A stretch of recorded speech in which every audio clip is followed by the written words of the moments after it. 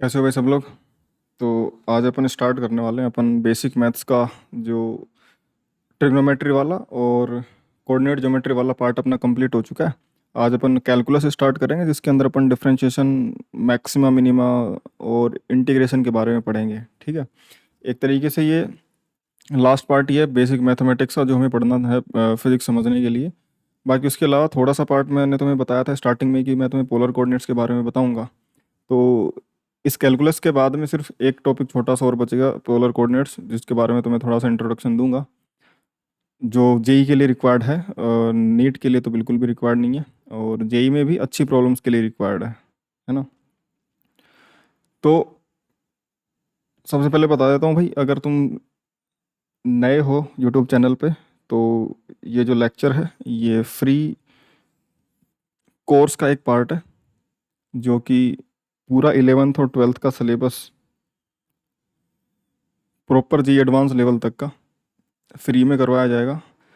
और प्रॉपर जो एक बैच की तरह तुम्हें हर एक चीज़ प्रॉपर नोट्स की तरह, प्रॉपर होमवर्क की तरह तुम्हें चीज़ें दी जाएंगी। और उस सब के लिए तुम्हें सारे अपडेट्स जो मिलेंगे वो टेलीग्राम चैनल पे मिलेंगे, @फिजिक्स माफिया। यहाँ पे जाके ज्वाइन कर सकते हो टेलीग्राम पे जाके, और डिस्क्रिप्शन में तुम्हें लिंक भी मिल जाएगा। यहाँ पे सारी क्लासेस की अपडेट्स, नोट्स वगैरह तुम्हें सब मिलेगा। ठीक है, और अपना जो डाउट ग्रुप है, mafias doubt group, mafias doubt killers, उसकी लिंक भी तुम्हें यहीं मिल जाएगी और डिस्क्रिप्शन में भी मिल जाएगी। तो तुम वहाँ भी ज्वाइन कर सकते हो। वहाँ पे डेली मैं 10:30 पे लाइव डाउट्स लेता हूँ, जो भी स्टूडेंट्स के डाउट्स होते हैं क्लासेस के बाद में, जो क्लास का डाउट है या फिर तुम्हारे जो क्वेश्चंस तुमने करे हैं उसका कोई भी डाउट है, प्रिपरेशन से रिलेटेड कोई भी डाउट हो। तो अगर नए हो तो टेलीग्राम चैनल अपना ज्वाइन कर लेना, और यूट्यूब सब्सक्राइब कर देना, इंस्टाग्राम पे ज्वाइन कर लेना। सारी लिंक्स तुम्हें डिस्क्रिप्शन में मिल जाएंगी। ठीक है, तो स्टार्ट करते हैं। बाकी तुम्हें कोई क्वायरी हो तो तुम मुझे डायरेक्टली मैसेज भी कर सकते हो व्हाट्सएप पे, इस नंबर पे 769 68 369 22। ओके, यहाँ पे मैसेज करना, और मैं जब भी फ्री होऊंगा तो मैं रिप्लाई कर दूंगा। कॉल का आंसर मैं नहीं दे पाऊंगा, तो मैसेज कर देना व्हाट्सएप पे। स्टार्ट करते हैं कैलकुलस, है ना। कैलकुलस जो हम पढ़ेंगे वो एक्चुअल में तो तुम्हारे मैथमेटिक्स में क्लास 12th के अंदर प्रॉपर तरीके से एक चैप्टर ही एक पार्ट ही है कैलकुलस। डिफरेंशिएशन इंटीग्रेशन का एक बड़ा सा चैप्टर होगा, उसमें तुम दोनों चीज़ें पढ़ोगे। उसके अलावा जो हमें रिक्वायर्ड है फिजिक्स पढ़ने के लिए वो हम यहाँ पे पढ़ेंगे। सबसे पहले हम पढ़ेंगे डिफरेंशिएशन, फिर उसके बाद में पढ़ेंगे इंटीग्रेशन। तो पहले डिफरेंशिएशन पूरा ख़त्म करेंगे, इसमें लगभग 2 क्लासेस अपनी लगेंगी, और उसके बाद में हम फिर इंटीग्रेशन पढ़ेंगे, है ना। आज जो अपन स्टार्ट कर रहे हैं, सबसे पहले हम डिफरेंशिएशन को समझेंगे कि डिफरेंशिएशन का मीनिंग क्या है, और हम ये क्यों हम इसको डिफाइन करते हैं, और इसका यूज़ क्या है ना। डिफरेंशिएशन हम जो डिफाइन करते हैं वो किसी भी क्वांटिटी का रेट ऑफ चेंज मेजर करने के लिए करते हैं, है ना। कोई भी X as a function of T तुम्हें गिवन है, मान लो कोई भी function X as a T given है, यानी कि फॉर एग्जांपल हमें दे दिया जाए x = t² + 1, x = 3t - 2, कोई भी टी का फंक्शन दे दिया जाए, x = sin t, कुछ भी दे दे, कोई भी X as a function of T है, तो टाइम बदलने पर एक्स बदलेगा। यानी कि अब मैं बोल दूं कि ये तुम्हें पार्टिकल के मोशन की इक्वेशन नहीं दे रखी है, किस टाइम पे पार्टिकल किस एक्स पे है उसी की इक्वेशन है, मान लो। तो अलग अलग टाइम पे उस पार्टिकल की पोजीशन एक्स अलग अलग होगी, तो उसका मोशन हमें दिखेगा कि t = 0 पे यहाँ पे है, 1 पे यहाँ पे है, 2 पे यहाँ पे है, तो हमें चलता हुआ दिखेगा वो। तो कोई भी X as a function of T है तो उसका रेट ऑफ चेंज, कि टी के साथ में ये एक्स किस हिसाब से चेंज कर रहा है, बदल रहा है। या फिर मैं बोलूँ कि ऐसे Y as a function of X दे दिया कि एक्स बदलने पर वाई किस हिसाब से बदलेगा, वो हमें पता करना हो किस रेट से। भाई एक्स को अगर मैं हर समय डबल, हर सेकंड डबल करता हूँ, तो वाई के साथ में क्या होगा, है ना, किस रेट से वो भी बदलेगा। तो वही है कि कोई भी फंक्शन किसी दूसरे फंक्शन, कोई भी एक फंक्शन जो है किसी वेरिएबल पे डिपेंड कर रहा है, तो उस वेरिएबल को जैसे मैं चेंज करूंगा तो उस फंक्शन की जो वैल्यू होगी वो कैसे वेरी करेगी, वो कैसे चेंज होगी, उसके बारे में हमें पढ़ना है, और वो उसको हम डिफरेंशिएशन बोलते हैं। डिफरेंशिएशन भी हम उसके किसी एक स्पेसिफिक पार्ट को बोलेंगे। रेट ऑफ चेंज की अगर सिंपल हम डेफिनेशन लिखें कि रेट ऑफ चेंज क्या है, तो rate of change, rate of change की अगर बात करें तो मैं मान लेता हूँ कि y जो है as a function of x given है, x बदलने पे y बदलेगा। ग्राफ में अगर मैं इस चीज़ को समझना चाहूँ कि मैं एक ग्राफ ड्रॉ कर लेता हूँ, ठीक है, इसमें x की वैल्यू x1 पे, y की वैल्यू कोई y1 है और x की वैल्यू x2 पे, y की वैल्यू कुछ y2 है। ये y एक्सिस था, ये x एक्सिस था। तो जब मैंने x में चेंज डेल्टा x करा है तो y में जो चेंज आया है उसकी वैल्यू में डेल्टा y से चेंज आ गया है। ये डेल्टा x, ये डेल्टा y। क्लियर है? इसको हम लिख रहे हैं कि x में चेंज जो डेल्टा x है, डेल्टा x मैंने x final x2 minus x initial x1, और उसी तरीके से डेल्टा y भी मैंने y final y2 minus y initial y1। ये डेल्टा x डेल्टा y। तो इसका मीनिंग क्या है कि जब मैंने डेल्टा x का चेंज करा x में, तो y में जो चेंज आया वो डेल्टा y का चेंज आया। तो अगर मैं x में 1 यूनिट का चेंज करता तो y में कितना चेंज आता? Delta y by delta x। Clear है क्या यार? तो अगर मैं x में 1 यूनिट का चेंज करता तो y में कितने का चेंज आता? Delta y by delta x। यही है रेट ऑफ चेंज। यानी कि for change in y with unit change in x, ये एक रेट ऑफ चेंज डिफाइंड होता है, इसको बोलते हैं रेट ऑफ चेंज। अगर अगर मैं इसको ग्राफ के वजह से मैं डिनोट करूँ 1 2 3 4 इस तरीके से, चलो इसमें समझूँ। यहाँ पे अगर मैं बनाऊँ कि जब मैं x को 1 से चेंज कर रहा हूँ तो y की वैल्यू यहाँ से यहाँ तक चेंज हो गई है। x को मैं जब यहाँ से यहाँ तक चेंज किया तो y की वैल्यू यहाँ से यहाँ तक चेंज हुई। फिर मैं वापस से एक चेंज करता हूँ, 1 से 2 जाता हूँ तो y फिर यहाँ से यहाँ चला जाता है। जब मैं यहाँ पे जाता हूँ 2 से 3 तो फिर y यहाँ से और यहाँ चला जाता है। तो हर बार 1 यूनिट चेंज करने पर y जो होगा वो अलग तरीके से चेंज हो सकता है, वो डिपेंड करेगा कि तुम्हारा फंक्शन क्या है। तो ये जो यूनिट चेंज x में यूनिट चेंज करने पर y में जो चेंज आ रहा है, इसको हम बोल रहे हैं कि x के रिस्पेक्ट में हर हर यूनिट में कितना चेंज हो रहा है उसको रेट बोलते हैं। क्लियर है? यानी कि हम बोल रहे हैं, जैसे हम प्राइस बोलते हैं ना, पेन की प्राइस, तो पेन की रेट भी बोल देते हैं। कई बार जब सुना होगा कि पेन की रेट क्या है भाई, ये किस रेट, ये चीज़ किस रेट चल रही है मार्केट में, तो वो रेट क्या है? यूनिट क्वांटिटी का प्राइस, हम उसको रेट बोल देते हैं। हम बोल रहे हैं कि भाई जो 5 पेन है वो 25 रुपीज़ के आ रहे हैं, तो भाई पेन्स की रेट क्या चल रही है, तो हम एक पेन की रेट देखेंगे ना कि भाई एक पेन कितने रुपए का है, वो उस पेन की रेट है। एक पेन कितने का होगा? 25/5, तो यानी कि 5 रुपीज़, ये उसकी रेट है। तो हर एक क्वांटिटी की रेट होती है। यानी कि पेन 25 रुपीज़ के थे, यानी कि हर एक पेन 5 रुपए का था, तो मैं बोलूँगा कि 2 पेन 10 रुपए के, 3 पेन 15 रुपए के। इस तरीके से वो रेट ऑफ चेंज है कि वो हर बार 5 के हिसाब से बदलेगा। जैसे ही तुम एक पेन बढ़ाओगे वो वैल्यू, उसकी प्राइस जो है, टोटल प्राइस वो 5 से बढ़ जाएगी। एक पेन के लिए 5, 2 पेन के लिए 5 से बढ़ के 10, 3 पेन के लिए जब तुमने पेन को 2 से 3 किया तो प्राइस 10 से 15 बन जाएगी। वे 3 पेन तुम्हें 15 रुपए के मिलेंगे। ये रेट ऑफ चेंज है। क्लियर है? तो इसी तरीके से कोई भी क्वांटिटी का रेट ऑफ चेंज डिफाइन करा जा सकता है। Simply y as a function of x, तुम्हें सिंपल गिवन हो, ये f फंक्शन को डिनोट करता है। फंक्शन यानी कि कोई भी जो जनरल फंक्शन हो सकता था उसको हमने सिर्फ f से लिख दिया कि हमें उसकी वैल्यू जो भी होगी, x² + 1 होगा, sin t होगा, sin x होगा, कि cos 2x + 1 होगा, कुछ भी हो सकता है। सिंपल f से लिख देते हैं कि फंक्शन है उसका कुछ, कोई है ना। तो y as a function of x अगर है तो इसका जो रेट ऑफ चेंज डिफाइन होता है, रेट ऑफ चेंज, अभी तो हमने बोला था कि रेट ऑफ चेंज हम बोल रहे हैं कि भाई पर यूनिट एक्स में चेंज को हम बोलेंगे, जो वाई में चेंज आएगा उसका रेट ऑफ चेंज बोल देते हैं। तो सिंपली ऐसा नहीं होगा कि हर बार एक ही यूनिट का चेंज आएगा। ये जो जनरल रेट ऑफ चेंज होगा वो इस तरीके का होगा कि डेल्टा एक्स में जब डेल्टा एक्स चेंज होगा तो वाई में डेल्टा वाई चेंज होगा।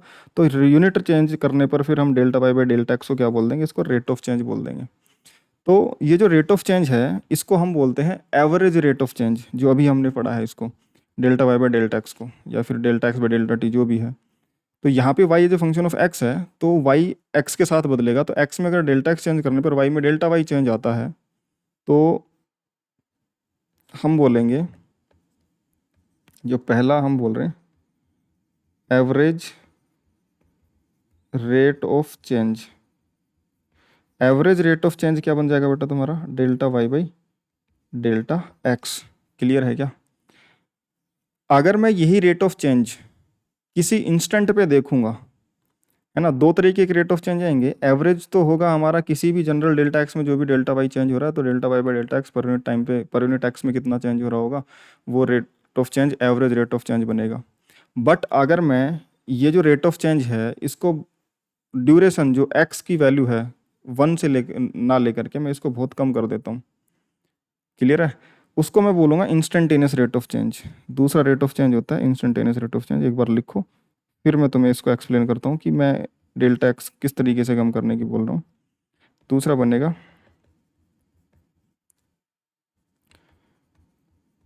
Instantaneous rate of change. Instantaneous rate of change में क्या होगा कि जो एक्स में चेंज है ना वो बहुत स्मॉल करेंगे, और जो बहुत स्मॉल चेंज करते हैं उसको डिनोट कर देते हैं डी एक्स से, बस एक सिंबल है। तो उस समय वाई में चेंज मान लो कुछ डी वाई आ गया, तो ये इंस्टेंटेनियस रेट ऑफ चेंज होता है।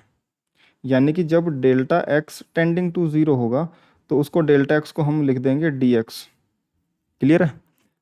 तो जब delta x tending to zero होगा यानी कि एक्स में चेंज हम बहुत कम देखेंगे, तो वाई में भी चेंज तुम्हारा delta Y tending to zero ही होगा, जिसको हम लिखेंगे डेल्टा वाई को फिर हम बोल देंगे डी वाई, क्लियर है क्या। तो जो delta Y by delta x है D Y by D X बन जाएगा। तो है तो एवरेज रेट ऑफ चेंज ही ना, है तो एवरेज रेट ऑफ चेंज ही, बट इंटरवल हमने बहुत कम कर दिया। इसका मीनिंग क्या है, ग्राफ में अगर हम समझें कि अभी जैसे अपने ग्राफ में समझा था कि वैल्यू जो चेंज हो रही थी वो उसका एवरेज निकाला था हमने। तो कोई जनरल ग्राफ ले लेते हैं, ये ग्राफ लिया मैंने। इसमें अगर मैं बात करूं कि इस पॉइंट से लेकर के ये मान लो कुछ x1 है और ये मान लिया मैंने कुछ x2 है, क्लियर है। अब ये x1 से x2 अगर मैं गया तो x में कुछ चेंज आया, जब मैं x1 से x2 तक गया तो x में चेंज आया। उसी हिसाब से इधर देखोगे तो बेटा y में भी चेंज आया होगा, है ना, y में भी चेंज आया होगा। तो वो जो y का चेंज होगा वो तुम्हें डेल्टा y देगा, और x का जो चेंज होगा वो तुम्हें डेल्टा x देगा। ध्यान से सुनना, अगर तुम्हें ये बेसिक अंडरस्टैंडिंग हो गई तो डिफ्रेंशिएशन में तुम्हें कोई ज़्यादा समस्या आएगी ना, और तुम उसको अच्छे से फील कर पाओगे कि हम डिफ्रेंशिएशन किस बला को बोल रहे हैं, है ना, क्या चीज़ है जो डिफ्रेंशिएशन है। x1 है, ये y की वैल्यू y1 और ये y2, ठीक है।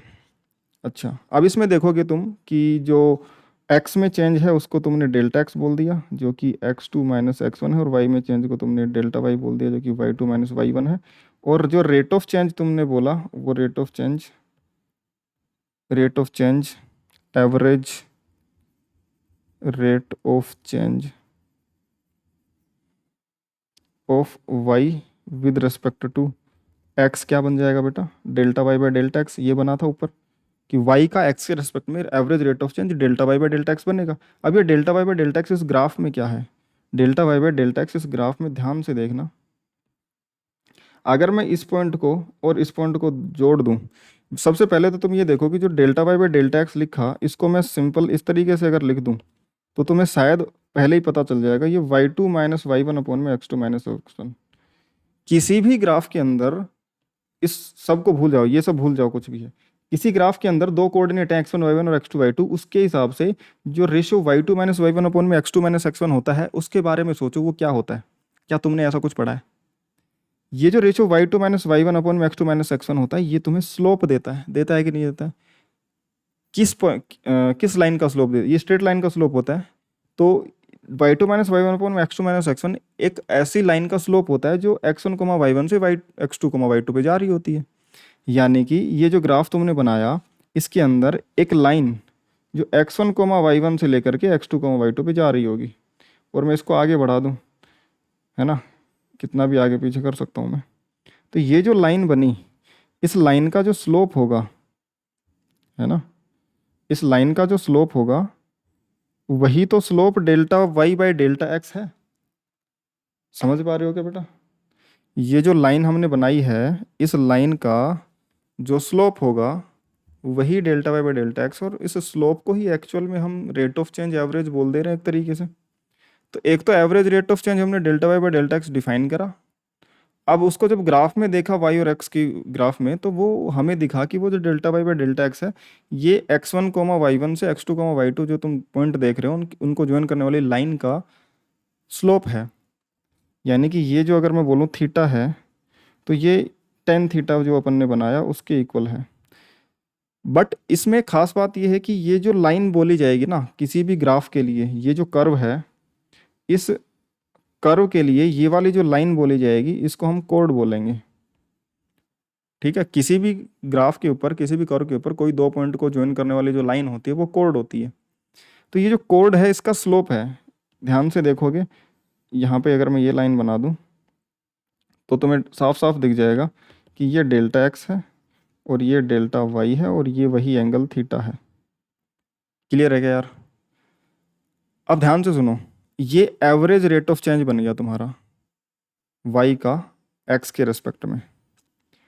अब अगर इसी सेम ग्राफ में, इसी सेम ग्राफ में जो मैंने x1 है इसको मैं बोल देता हूँ कि ये x है, तो जो दूसरा पॉइंट बनेगा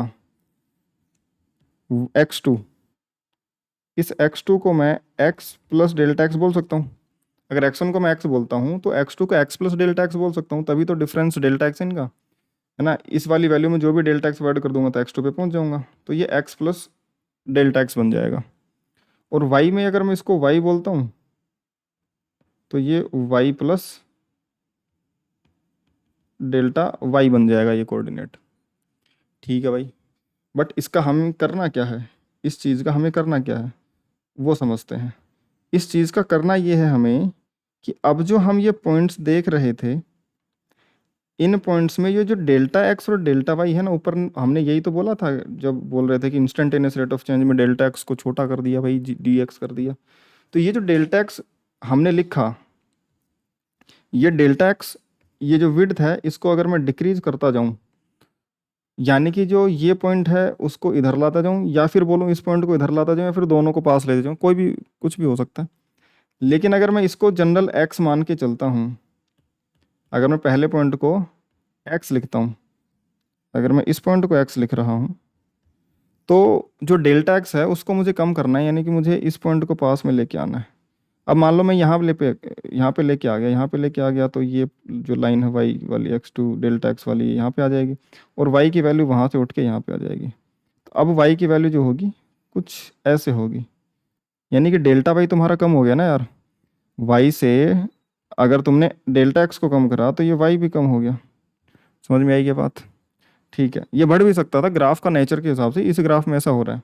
बट जैसा भी हो, अगर मैं इस एक्स को कुछ ज़्यादा ही पास लेके आ जाऊंगा, अगर मैं इस एक्स को कुछ ज़्यादा ही पास लेके आ जाऊंगा,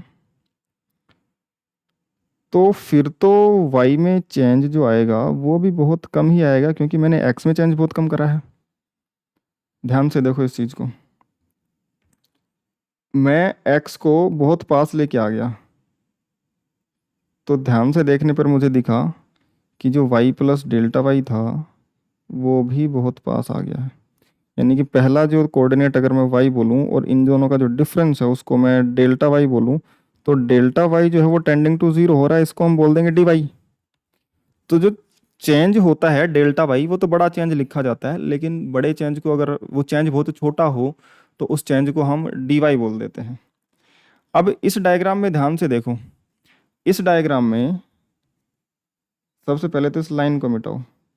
इस कोड को अगर मैं बात करूं कि इनिशियल पॉइंट फिक्स रखता मैं, ध्यान से देखो, अगर मैं इनिशियल पॉइंट फिक्स रखता और फिर इस कोड की जो दूसरा वाला पॉइंट होता वो मैं चेंज कर रहा होता, पहले ये पॉइंट था, तो अगर मैं ये पॉइंट चेंज करता जाऊंगा, पास लाता जाऊंगा, तो इसका स्लोप बदलता जाएगा बदलता जाएगा, पहले कम हुआ फिर वापस से बढ़ा फिर वापस से बढ़ा।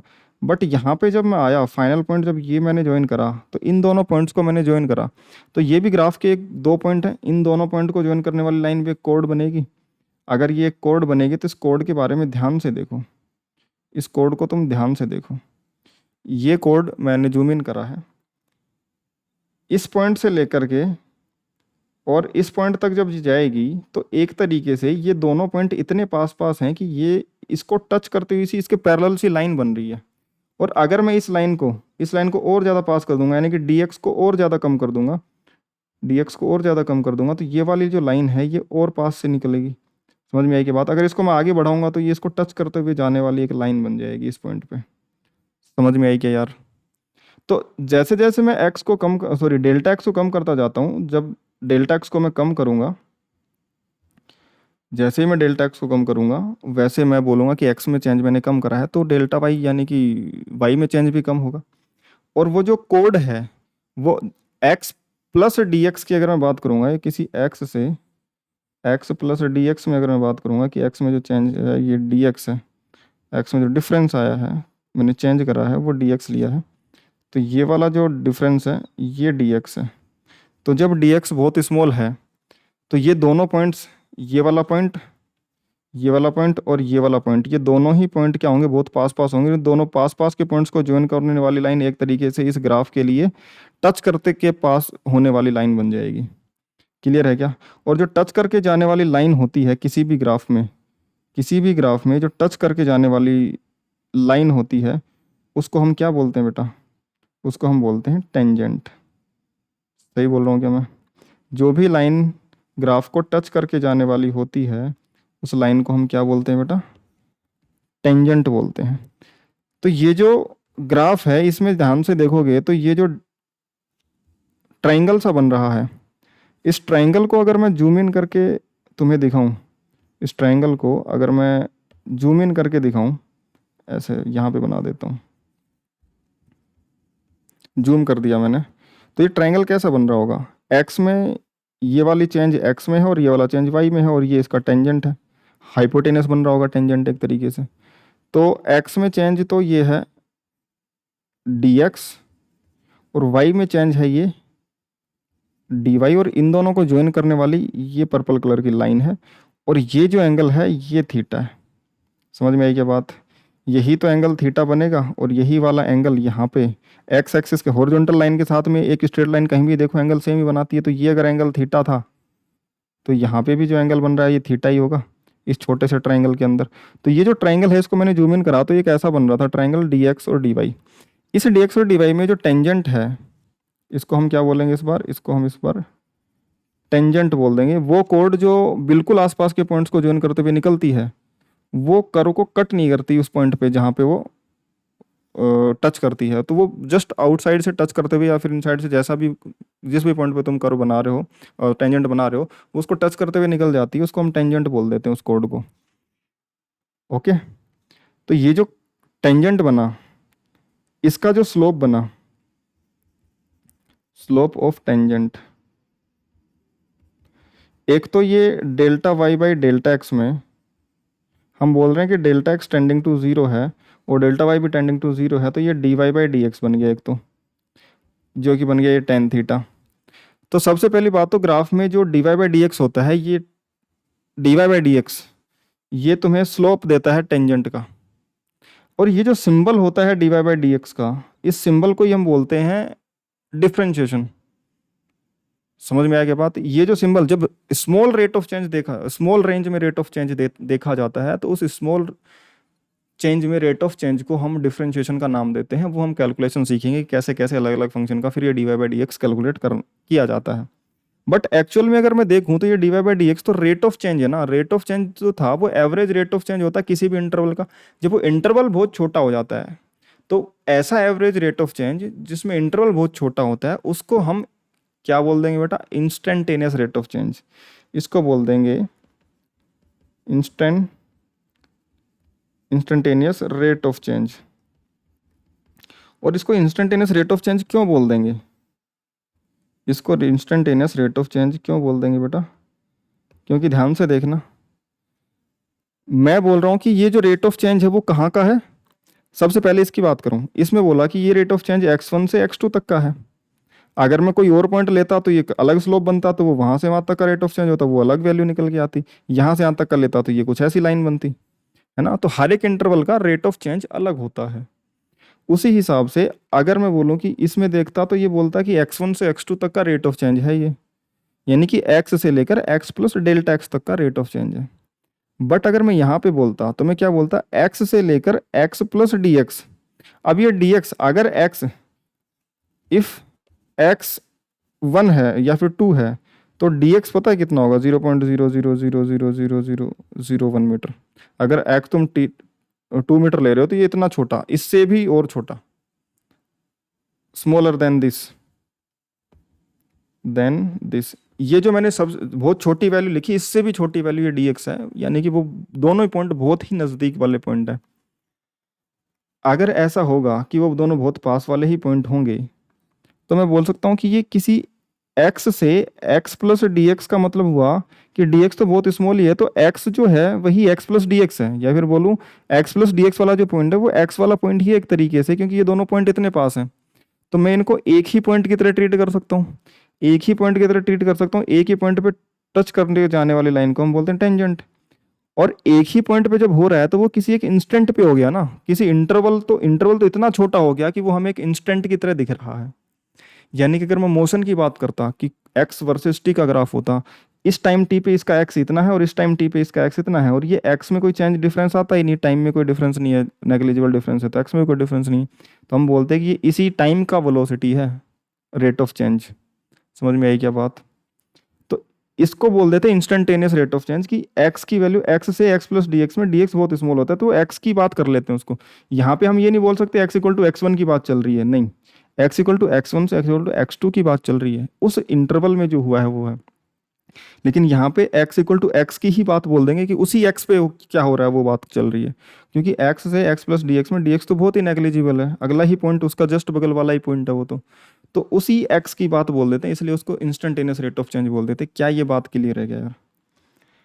समझ में आई क्या बात? अगर ये बात समझ में आई है तो ये डायग्राम बना लो, अच्छे से लिख लो और इसको एक बार समझ लो, और फिर वीडियो पॉज करके अपने नोट्स देख लो और फिर आगे बढ़ना, ठीक है? तो एवरेज रेट ऑफ चेंज और इंस्टेंटेनियस रेट ऑफ चेंज, इसमें क्या डिफरेंस है समझ में आया? इंस्टेंटेनियस रेट ऑफ चेंज भी एवरेज रेट ऑफ चेंज ही है, बट बहुत छोटे इंटरवल का एवरेज रेट ऑफ चेंज है, इसलिए उसको इंस्टेंटेनियस बोल देते हैं। किसी भी एक्स पे जब वो छोटा सा चेंज देखेंगे तो उस एक्स का रेट ऑफ चेंज, या फिर एक्स एक्सिस पे हम टी ले लेंगे तो उस टी का इंस्टेंटेनियस रेट ऑफ चेंज हो जाएगा। समझ में आई क्या बात? अब इसमें बात सुनो, ये जो इंस्टेंटेनियस रेट ऑफ चेंज है, अगर मैं इस पॉइंट पे देखता, इस पॉइंट पे मैंने देखा तो ये टेंजेंट ऐसी बन रही थी, इस पे इंस्टेंटेनियस रेट ऑफ चेंज इसका स्लोप बनेगा। इस पॉइंट पे देखूंगा तो ये टेंजेंट ऐसे बनेगी, इसका रेट ऑफ चेंज कुछ अलग आएगा क्योंकि इसका स्लोप अलग है। इस पॉइंट पे देखूंगा तो ये टेंजेंट ऐसे बनेगी, इसका रेट ऑफ चेंज अलग आएगा। यानी कि जैसे average rate of change interval बदलने से बदलता है, वैसे ही इंस्टेंटेनियस रेट ऑफ चेंज भी टाइम बदलने से या फिर बोले पोजीशन बदलने से बदलता है। अलग अलग एक्स पे इंस्टेंटेनियस रेट ऑफ चेंज अलग अलग आएगा, या फिर बोलो ये टाइम का एक्सिस होता तो अलग अलग टाइम पे rate instantaneous rate of change भी अलग अलग आता, अगर कर्व्ड ग्राफ है तो। समझ में आई क्या बात? अगर स्ट्रेट लाइन ग्राफ होता तो उसके हर एक पॉइंट पे जो टेंजेंट बनती वो उसी के लाइन के अलोंग ही बनती, उसमें तो हर एक पॉइंट पे स्लोप सेम ही रहता है। कर्व्ड पाथ में होता क्या है कि हर एक पॉइंट पे स्लोप अलग होता है, लेकिन स्ट्रेट लाइन में तो हर एक पॉइंट पे से स्लोप सेम ही रहता है। तो अगर स्ट्रेट लाइन ग्राफ होता है तब तो किसी भी पॉइंट पे देखोगे रेट ऑफ चेंज सेम ही आएगा, एवरेज और इंस्टेंटेनियस सेम ही रहेंगे। लेकिन अगर ये जो कर्व्ड ग्राफ लोगे तो हर एक पॉइंट पे इंस्टेंटेनियस वैल्यू भी स्लोप की अलग अलग होगी, यानी कि इंस्टेंटेनियस रेट ऑफ चेंज भी हर एक पॉइंट पे अलग अलग आएगा। क्लियर है क्या? जैसे तुम यहाँ देख सकते हो, जैसे जैसे मैं इंटरवल बदलता जाता हूँ, देखो इस लाइन का स्लोप बदलता जाता है, फिर रोका, ये अलग बने, फिर इस इंटरवल में इस वाले और इस वाले इंटरवल में देखा तो अलग रेट ऑफ चेंज। क्लियर है क्या? जब मैं यहाँ पे देखता हूँ इस वाले इंटरवल में तो रेट ऑफ चेंज यानी कि स्लोप ऐसा है, फिर मैं मान लो इस वाले इंटरवल में देख रहा हूँ तो यहाँ पे रेट ऑफ चेंज ऐसा है, इस वाले इंटरवल में देखूंगा रेट ऑफ चेंज ऐसा है। तो जैसे जैसे मैं इंटरवल बदलता जाता हूँ वैसे वैसे स्लोप बदलता जाता है, और जैसे जैसे मैं इंटरवल छोटा करता जाता हूँ वो कोड जो है टेंजेंट की तरफ टेंड होती जाती है, और जैसे ही दोनों पॉइंट एक ही जगह पे आते हैं वो क्या बन जाती है दोस्तों? टेंजेंट बन जाती है। इसको इस पॉइंट का इंस्टेंटेनियस रेट ऑफ चेंज बोल देंगे। क्लियर है क्या?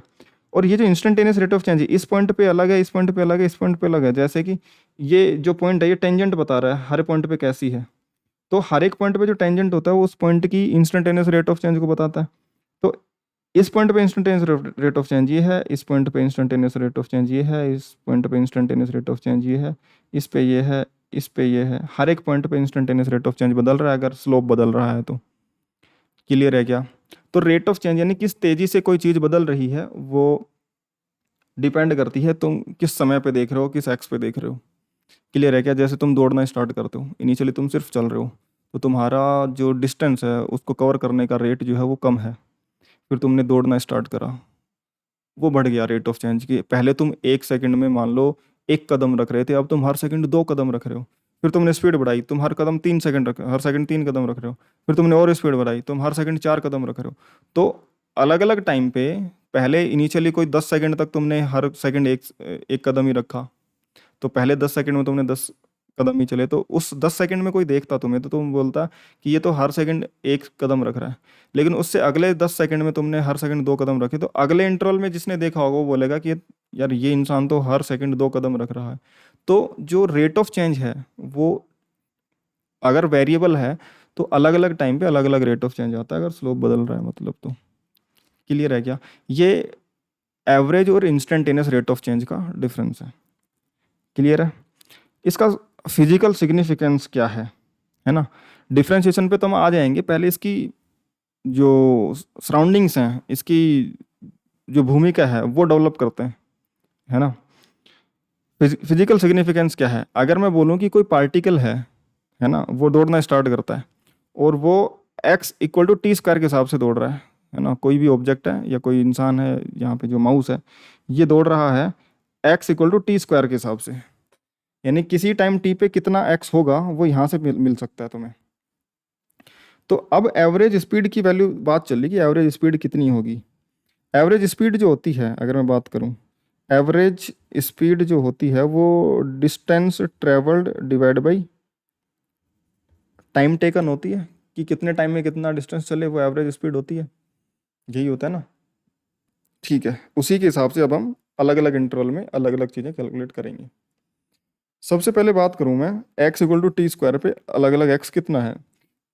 t = 0 रखेंगे इसमें तो x की वैल्यू 0 आएगी। ठीक है, फिर t की वैल्यू 1 रखेंगे, t की वैल्यू 1 पे x की वैल्यू 1 है। t की वैल्यू 2 पे 2 का स्क्वायर x की वैल्यू 4 है। t की वैल्यू 3 पे 3 का स्क्वायर x की वैल्यू 9 है। t की वैल्यू 4 पे 4 का स्क्वायर 16 हो जाएगा। t की वैल्यू 5 पे 5 का स्क्वायर 25 हो जाएगा, और इस तरीके से चलता जाएगा। यानी कि जो माउस है 1 सेकंड में तो 1 मीटर पे चला जाएगा, फिर अगले ही सेकंड में वो 4 मीटर चल जाएगा। मैंने ये थोड़ा सा स्केल के हिसाब से नहीं बना रखा है, अगर मैं तुम्हें सही स्केल के हिसाब से दिखाऊं तो कुछ इस तरीके से मैं इसको करेक्ट कर लेता हूँ डायग्राम को, ताकि तुम्हें थोड़ी अच्छी सी फीलिंग आएगी कि हाँ किस तरीके से ये बढ़ता जा रहा है ना? टी की वैल्यू जब मैंने 1 सेकंड रखी तो ये x की वैल्यू 1 आई, यानी कि 1 सेकंड में ये 1 मीटर चला। जैसे ही टी की वैल्यू 2 रखी तो x की वैल्यू आ गई 4। अगर ये इतना x को, इतनी डिस्टेंस को मैं 1 मीटर बोल रहा हूँ, तो इसका 4 गुना, यानी कि यहाँ से 4 गुना, कुछ मान लो यहाँ पे आ गया जैसा भी है, तो ये यहाँ पे आ जाएगा। मान लो ये x की वैल्यू 4 आ गई, t की वैल्यू 2 सेकंड पे, यानी कि अगले 1 सेकंड में ये कितना चला होगा? अगले 1 सेकंड में 1 से लेकर 4 पे पहुंचा है तो कितना चला होगा? 3 मीटर चला होगा। क्लियर है क्या यार? फिर उसके बाद मैं देखूंगा कि टी की वैल्यू 3 पे ये और भी 9 आ जाएगा, एक्स की वैल्यू 9 आ जाएगी, ये टी की वैल्यू 3 पे। तो ये एक नॉन यूनिफॉर्म मोशन कर रहा है हर सेकंड में। पहले 1 सेकंड में तो 1 मीटर चला है, फिर अगले 1 सेकंड में 3 मीटर चला है, फिर उससे अगले 1 सेकंड में कितना चला है? 5 मीटर चला है। क्लियर है क्या यार? इस तरीके का ये पैटर्न है। हमसे जो पूछा है, हम इसको कैलकुलेट करना है कि एवरेज स्पीड बतानी है हमें t = 4 सेकंड से t = 5 सेकंड के बीच में। तो t = 4 सेकंड से t = 5 सेकंड के बीच में हमें एवरेज स्पीड बतानी है। एवरेज स्पीड क्या होगा? x final minus x initial upon में डेल्टा टी, क्योंकि कितनी डिस्टेंस चलेगा? Delta x by delta T. भाई x में कितना चेंज आया डिवाइड बाई टाइम में कितना चेंज आया, वो एवरेज स्पीड होती है। ये जो बनेगा x फाइनल t की वैल्यू 5 पे आएगा। अब t के साथ में x कैसे है? t की वैल्यू यहाँ पे रख दो, x तुम्हें मिल जाएगा। तो 5 सेकंड का x कितना होगा? 5 का स्क्वायर माइनस 4 सेकंड का होगा 4 का स्क्वायर डिवाइड बाई टाइम कितना है? 5 माइनस 4। तो ध्यान से देखो, 25 माइनस 16 डिवाइड बाई 1, ये कितना बन जाएगा बेटा? 9 मीटर पर सेकंड। ठीक है, अब ध्यान से आगे बढ़ो।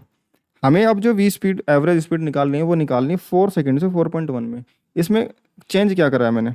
जो 4 सेकंड था वो तो सेम रखा है, मैंने जो अगला टाइम था 5 सेकंड उसको कम करके मैंने 4.1 सेकंड कर दिया। यानी कि यहाँ पे जो डेल्टा टी था, यहाँ पे डेल्टा टी 1 सेकंड का था। अब जो मैं इंटरवल ले रहा हूँ वो 0.1 सेकंड का ही ले रहा हूँ, 4 से 4.1 सेकंड का, 4 to 4.1 सेकंड। इस इंटरवल के अंदर मैं देखूंगा तो वी एवरेज, अब एक्स फाइनल का स्क्वायर में टी टी स्क्वायर करना है, यानी 4.1 का स्क्वायर माइनस 4 का square divide by delta T. Delta T कितना बनेगा बेटा? 0.1 सेकंड। अब 4.1 का स्क्वायर करो, है ना, कैलकुलेटर होगा तुम्हारे पास, उसको वेरीफाई करना कैलकुलेशन को, है ना। मैं तुम्हें कैलकुलेटर से ये वैल्यू कैलकुलेट करके देखता हूँ, 4.1 का स्क्वायर कितना होगा, है ना। तो 4.1 इंटू 4.1 अगर मैं करके देखूंगा तो ये बनता है बेटा 16.81। तो 16.81 माइनस 16, 4 का स्क्वायर डिवाइड बाई ये 0.1, तो ये बन जाएगा 0.81 डिवाइड बाई 0.1, तो ये बन जाएगा 8.1 मीटर पर सेकंड। यानी कि 4 से 5 सेकंड की इंटरवल की एवरेज स्पीड जो थी वो तो 9 मीटर पर सेकंड थी। 4 से 4.1 मीटर, 4 to 4.1 सेकंड में जो 0.1 सेकंड का इंटरवल, उसमें एवरेज स्पीड जो आई है वो 8.1 मीटर पर सेकंड निकल के आई है। उसके बाद में अगर मैं देखूं वी एवरेज जो बनेगा वो 4 to 4.01, अब इंटरवल मैंने और भी छोटा कर दिया, 4 से 4.01 में देखूंगा तो इंटरवल 0.01 सेकंड का ही तो बचा। तो अगर मैं बोलूँ कि जो डेल्टा टी है वो 0.01 सेकंड का है, तो ये जो वी एवरेज बनेगा वो एक्स फाइनल यानी कि टी 4.01 वाले टी का स्क्वायर माइनस इनिशियल का स्क्वायर 4 का square divide by delta T करेंगे 0.01। इसको मैं ध्यान से देखोगे अगर तो 4.01 का स्क्वायर जो बनेगा वो 16.801 माइनस 4 का स्क्वायर 16 डिवाइड बाई 0.01 बनेगा। यानी कि ये 0.801 डिवाइड बाई 0.01, तो उसको तुम लिखोगे 8.01,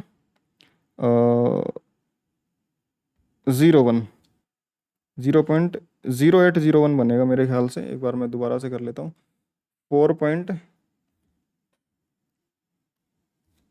है ना, 4.01 इंटू 4.01, हाँ 16.0801 बनेगा ये, है ना, वो 16.0801 बनेगा। तो ये जो बनेगा बेटा ये बन जाएगा 0.010801, इतना बन जाएगा 16 माइनस होने के बाद में।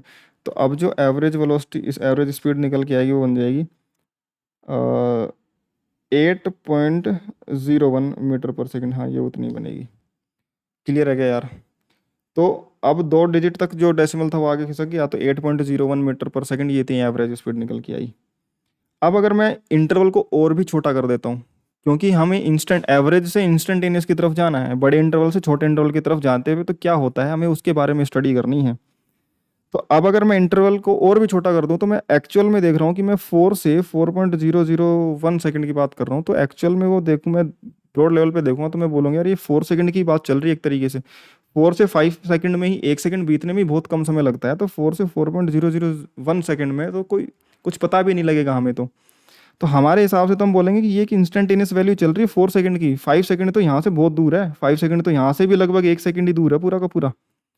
तो ये तो पूरा का पूरा 4 सेकंड के इंस्टेंट की बात चल रही है, ये जो बातें चल रही हैं लगभग 4 सेकंड के इंस्टेंट की बातें चल रही हैं, 4 सेकंड से आसपास की। तो अब अगर इसमें एवरेज मैं निकालूँ, ये डेल्टा टी अगर मैं देखूंगा तो 0.001 सेकंड का है, और यहाँ पे जो एवरेज स्पीड निकल के आएगी वो 4.001 का स्क्वायर माइनस 4 का स्क्वायर डिवाइड बाई इंटरवल 0.001। अब 4.001 का स्क्वायर लिखो, 4.001 इंटू 4.001, ये क्या बन जाएगा मित्र?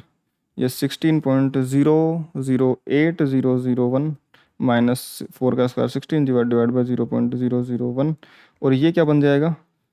यहाँ से सब्ट्रैक्ट करोगे तो 16 में से ये 16 कट जाएगा, तो ये वाली वैल्यू बन जाएगी 0.008001, और उसमें 3 जीरो के बाद तो ये 1 2 और 3 8 के बाद ये आ जाएगा 8.001, तो ये बन जाएगा 8.001 मीटर पर सेकंड। क्लियर है क्या यार?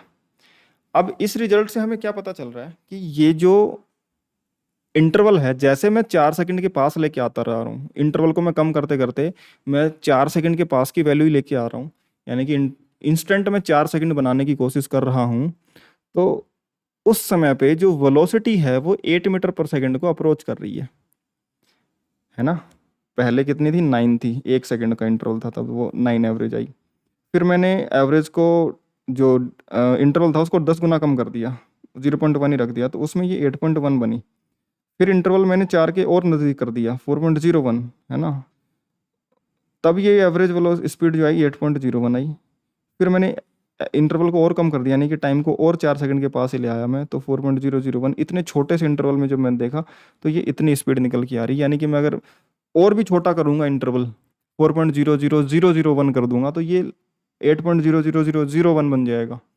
यानी कि 8 की जैसे जैसे मैं 4 की तरफ जाऊंगा, 4 जो इंटरवल है उसको बिल्कुल 4 के पास में लेके आ जाऊंगा, इंटरवल को 4 से 4 के आगे 0, नियरली 0 सेकंड का इंटरवल लूंगा, तो जो स्पीड वो करेगी, टेंड करेगी, वो 8 मीटर पर सेकंड को करेगी। अब इतने छोटे से इंटरवल के एवरेज को हम बोल देंगे कि ये 4 सेकंड का इंस्टेंट है, उस जगह पे स्पीड है, तो हम इसको 4 सेकंड की इंस्टेंटेनियस स्पीड निकाल के बोल देंगे कि यार ये जो है ये 4 सेकंड की इंस्टेंटेनियस स्पीड है। क्या मैं ऐसा बोल सकता हूँ क्या यार? क्योंकि जो इंटरवल है मैंने इतना छोटा कर दिया कि अब वो 4 सेकंड और 4.0001 सेकंड में कोई डिफरेंस ही नहीं है, वो 4 सेकंड ही है एक तरीके से, तो मैं बोल सकता हूँ कि 4 सेकंड के इंस्टेंट की वेलोसिटी है ये। हालांकि किसी एक इंस्टेंट को अगर मैं फिक्स कर देता हूँ, एग्जैक्ट 4 सेकंड पे बोलूँ, तो टाइम अगर मैंने फिक्स कर दिया तो टाइम फिक्स फोटो में होता है दोस्त। अगर मैंने टाइम फिक्स कर दिया तो फिर वो फोटो खींचेगी, फोटो में कोई चीज़ मूव करती हुई नहीं दिखेगी, मूव करती हुई दिखती है वीडियो में जब इंटरवल होता है। तो जो स्पीड डिफाइन होगी, अगर मैं चलती हुई बाइक की फ़ोटो ले लेता हूँ तो किसी एक इंस्टेंट की फ़ोटो होती है, उसमें वो रुकी हुई दिखेगी, फ़ोटो के अंदर चलती हुई नहीं दिखेगी। चलता हुआ दिखना है मुझे तो मुझे उसका वीडियो बनाना पड़ेगा, तो एक इंस्टेंट की बात कर दूंगा, 4 सेकंड की बात करूँ तो 4 सेकंड पे तो हमें वो उसकी फ़ोटो ही दिखाई देगी, वो कहाँ पे है बस।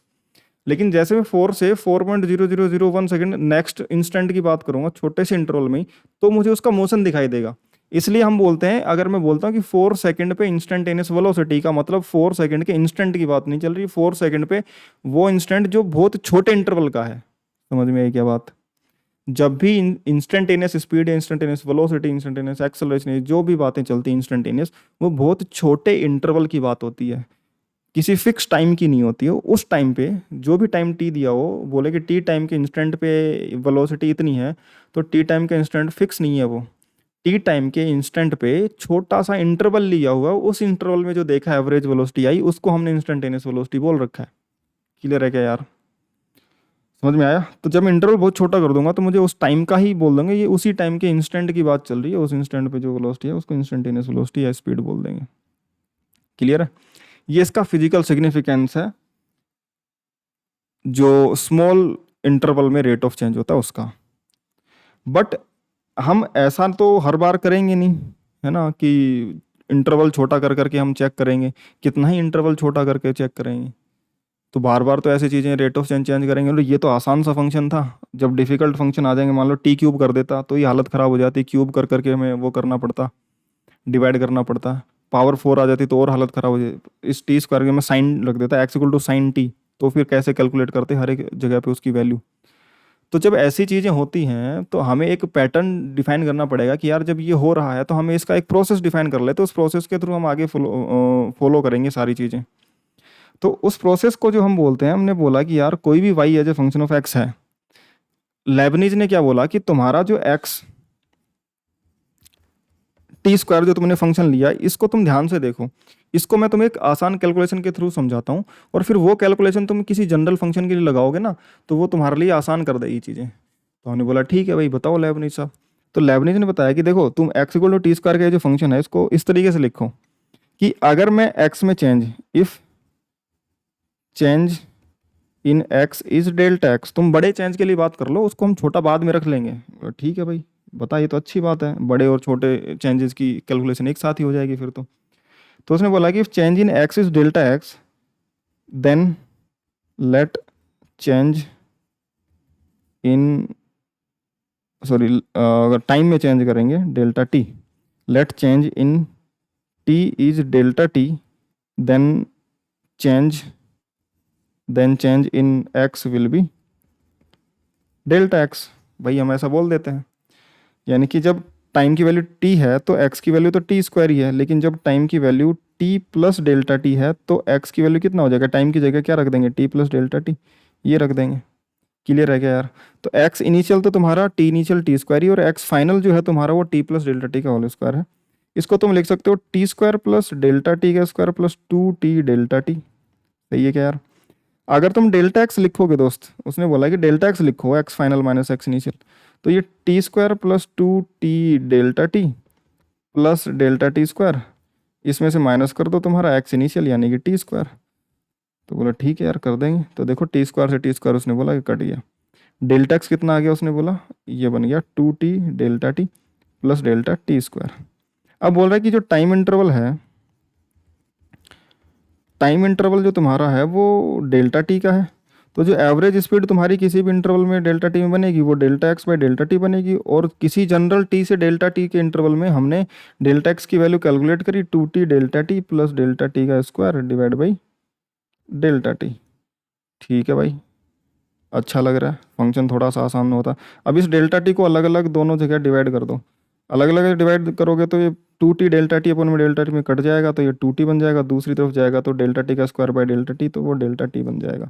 ये एवरेज वेलोसिटी का फंक्शन बन गया। बोला कि इस फंक्शन के लिए अब तुम हमेशा क्या करना है तुम्हें, सबसे पहली बात तो ये करना है कि तुम्हें बड़े इंटरवल की भी बात चल रही हो कि किस टाइम से, और वो इंटरवल चल रहा है 4 से 5 का है, 5 से 6 का है, तो वो टाइम रखो, है ना, 4 सेकंड 5 सेकंड जहाँ से भी लेना है। उसके बाद में आगे कितना टाइम लेना है, 2 सेकंड 5 सेकंड कितना इंटरवल लेना है, उसकी एवरेज वेलोसिटी तुम्हें एक फॉर्मूला कैलकुलेट करके दे देगा। बोले यार ये तो अच्छी बात है, हम इसको डिराइव कर पा रहे हैं। हम इसमें टाइम रखेंगे कि 4 सेकंड के बाद में कितना इंटरवल लेना है, 5 के बाद में कितना कितना इंटरवल लेना है, वो वैल्यूज रखेंगे और हम कैलकुलेट करते जाएंगे। फिर उसने बोला देखो और भी अमेजिंग बात। बोला ठीक है यार बताओ। उसने बोला कि अगर ये डेल्टा टी है, अगर मैं बोलूँ इसको चेंज जो है वो चेंज टाइम में अगर मैं बहुत छोटा करूँ, है ना, मैं बड़े इंटरवल की बात ही नहीं करता, 4 से 5 सेकंड की बात ही नहीं करता, मैं 4 से 4.0001 सेकंड की बात करता हूँ। यानी जो डेल्टा टी है वो 0.0001 सेकंड का ही है सिर्फ, यानी delta t tending to zero है। तो तुम्हारा जो डेल्टा एक्स होगा वो भी टेंडिंग टू जीरो होगा। क्लियर है क्या यार?